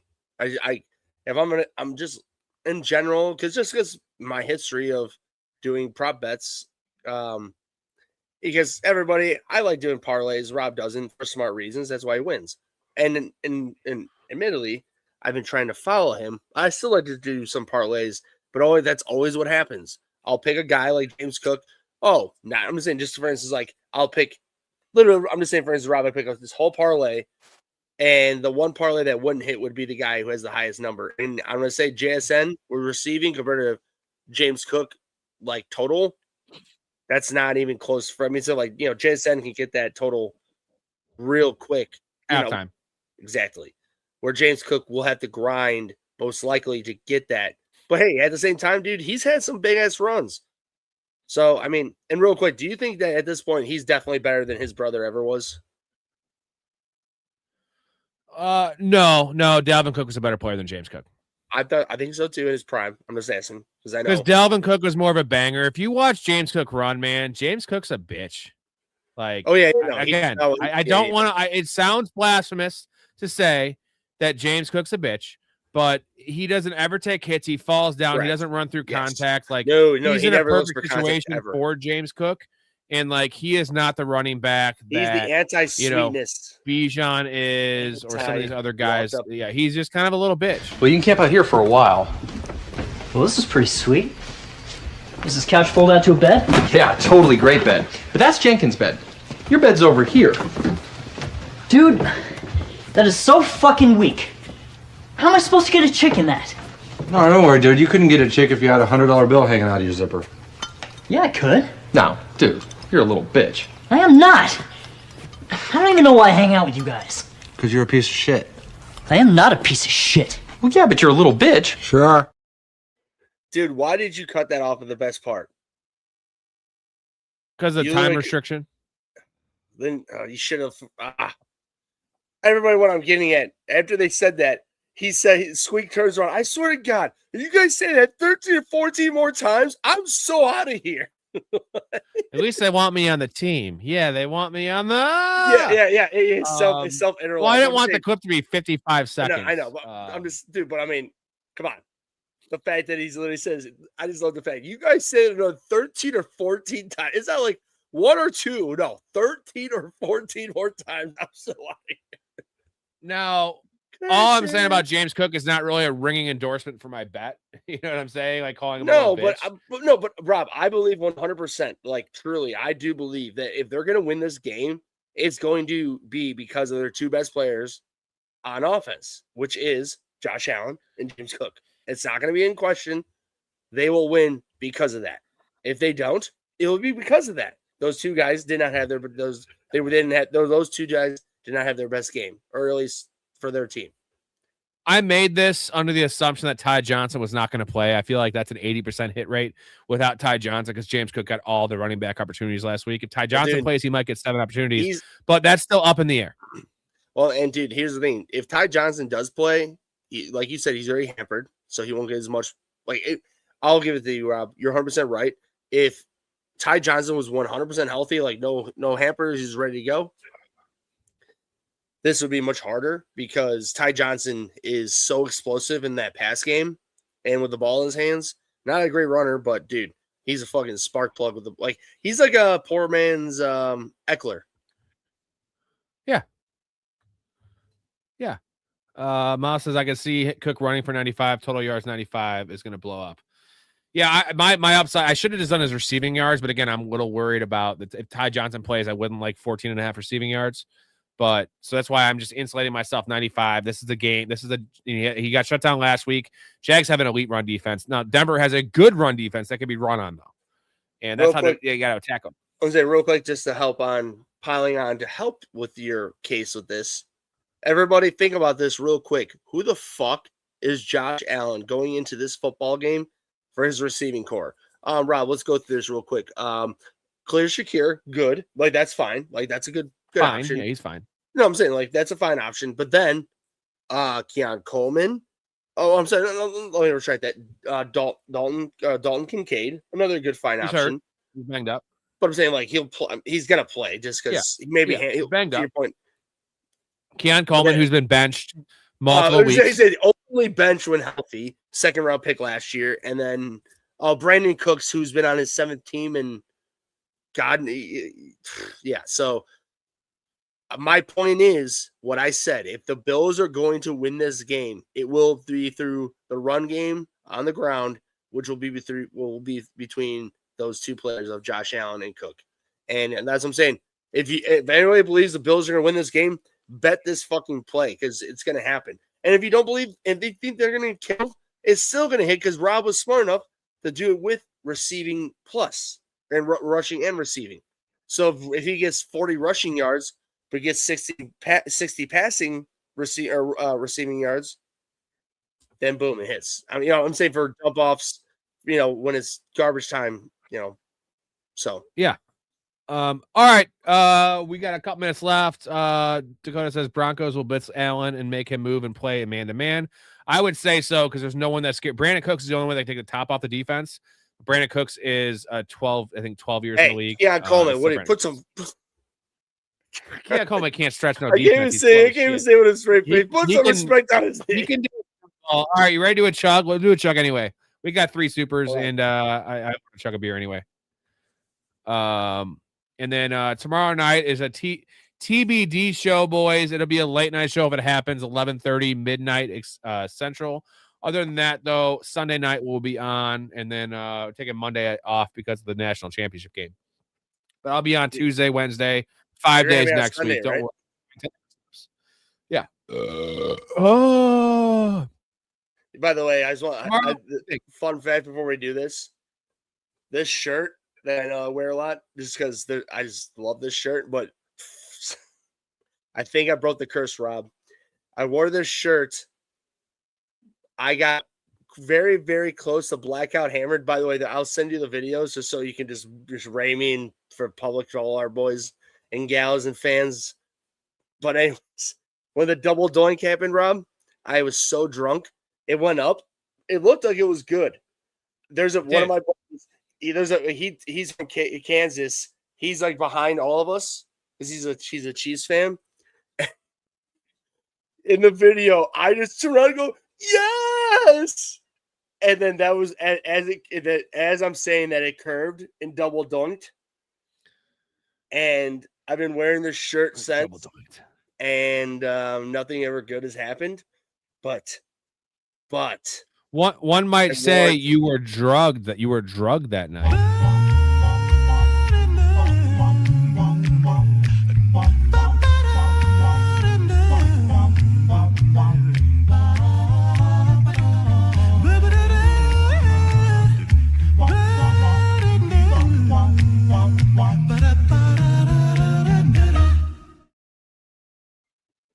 Dakota says, will the Lenore versus JSN matchup decide the game? No, because JSN is not a guy that's even he's not capable of being shadowed because where he lines up in the field. You cannot shadow a guy that lines up in the backfield, in motion, in the slot. It's really hard. Also, I don't think that they're going to play a lot of man-to-man. I think they're going to play zone and try to keep this team in front of them. We got to chug a beer here. Appreciate the comments, Dakota. We love you, Dakota. I'm pouring it right now. Dakota, I love you, man. God, you're slow. I don't have a full. This is almost full, but I'm not trying to get foam, okay? All right. Jeez, cripes, man. Sorry, Rob wants me to chug foam just for theatrics here. Seahawks run game has been really dominating the last couple of weeks. The first 14 weeks of the year it was non-existent. I think PC's right. It's going to open up the pass, though. I'm saying I think that is the X factor, Rob, because hey, Tiny Dancer and more importantly, Zach Charbonnet been looking real fucking tough, the last month here. And who would you rather have? Who would you rather if you had a DFS lineup, Tiny Dancer or Charbonnet?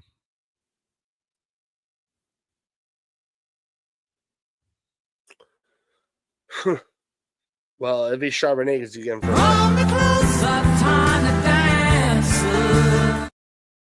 Let's try. Got him. Got you, bitch. Here we go. What do you mean, got me? You weren't finished with your sentence. I got you. You didn't get nothing. Fucking got you. You got nothing, Jon Snow. All right. Do it. We gotta get out of here. We're almost at 2 hours. Do it. Can't believe I used to do 4 hours in these fucking streams like every night. We'll be back. Are we coming out for a late night tomorrow for a little while? I think so. Yeah, once my wife falls asleep. It's our anniversary, so again, I sacrifice a lot. I sacrifice everything for the show. So, hey, I sacrifice everything for you. Thank you. I do. Rams, Seahawks, NFC Championship. I agree, Rod. That's what I'm banking on. That's what I'm hoping for. Even though I'm a Bears fan, I'm fine with the Bears making it too. I don't care. I'm saying like that. All right. That could be it. That could be it. All right, Ray. Thank you. You look great in your hat, by the way. You look really handsome. You look great. Oh, glad to finally get it to you. You're the man. Thank you for being thank gracious. you. Shout out Mouth for the 2 super. Shout out GT for the super. Appreciate you guys. Mouth, if you're not in the community, hey Rob, now kiss no, me, man. Dakota, it's not our actual wedding anniversary. It's our dating anniversary. We've only been married 3 years. It's an 11-year dating anniversary. So, wait. September. Oh, you guys were so close to be a dating anniversary on Ray's birthday. Oh, goodness gracious, great balls of fire. Summer, man. I mean, it's not the same as like I don't fuck. Just between us, it's an anniversary. It's another day. But girls are sentimental about that shit. So, and she deserves it. So I love her. She's an amazing woman, and I'm very lucky to have her. So Ray, I'm lucky to have you. Lucky to have the chat. Lucky to have the community. If you are not in the Discord, you are not in the Patreon. What are y'all waiting for? Get in, join the community, support your boys, and we love you guys. Ray, thank you again. Chat, thank you. There's a Bears hat. Love your life. Stay. What's up? You want me to send you all the videos that I have? Yeah, I think I have one of them. But send them to me. No, I'm saying like all the videos I got, so that you can just pick and choose and just pick your loveliness of just the Ray. I will, and I would be more than happy. All right, everybody. All right. Love you. Love your God, life. love you. Appreciate Stay it. positive. Respect each other. We will see you tomorrow night, most likely, if not Sunday night. Just seemed like a good dude. I thought I'd see if you wanted to grab a beer, that's all. I'm glad you called. We get home safe, Pistol. You got it, Jobin. I'm sorry, what? Nothing. Oh, what'd you say? I don't know. You nicknamed me Pistol, and I just called you Jobin. It means nothing. I'm drunk. I'm gonna call a cab. All right, man. You have my number, yeah? I got you stored in my iPhone. All right. If you need me, call, okay? Oh, man, I'm golden.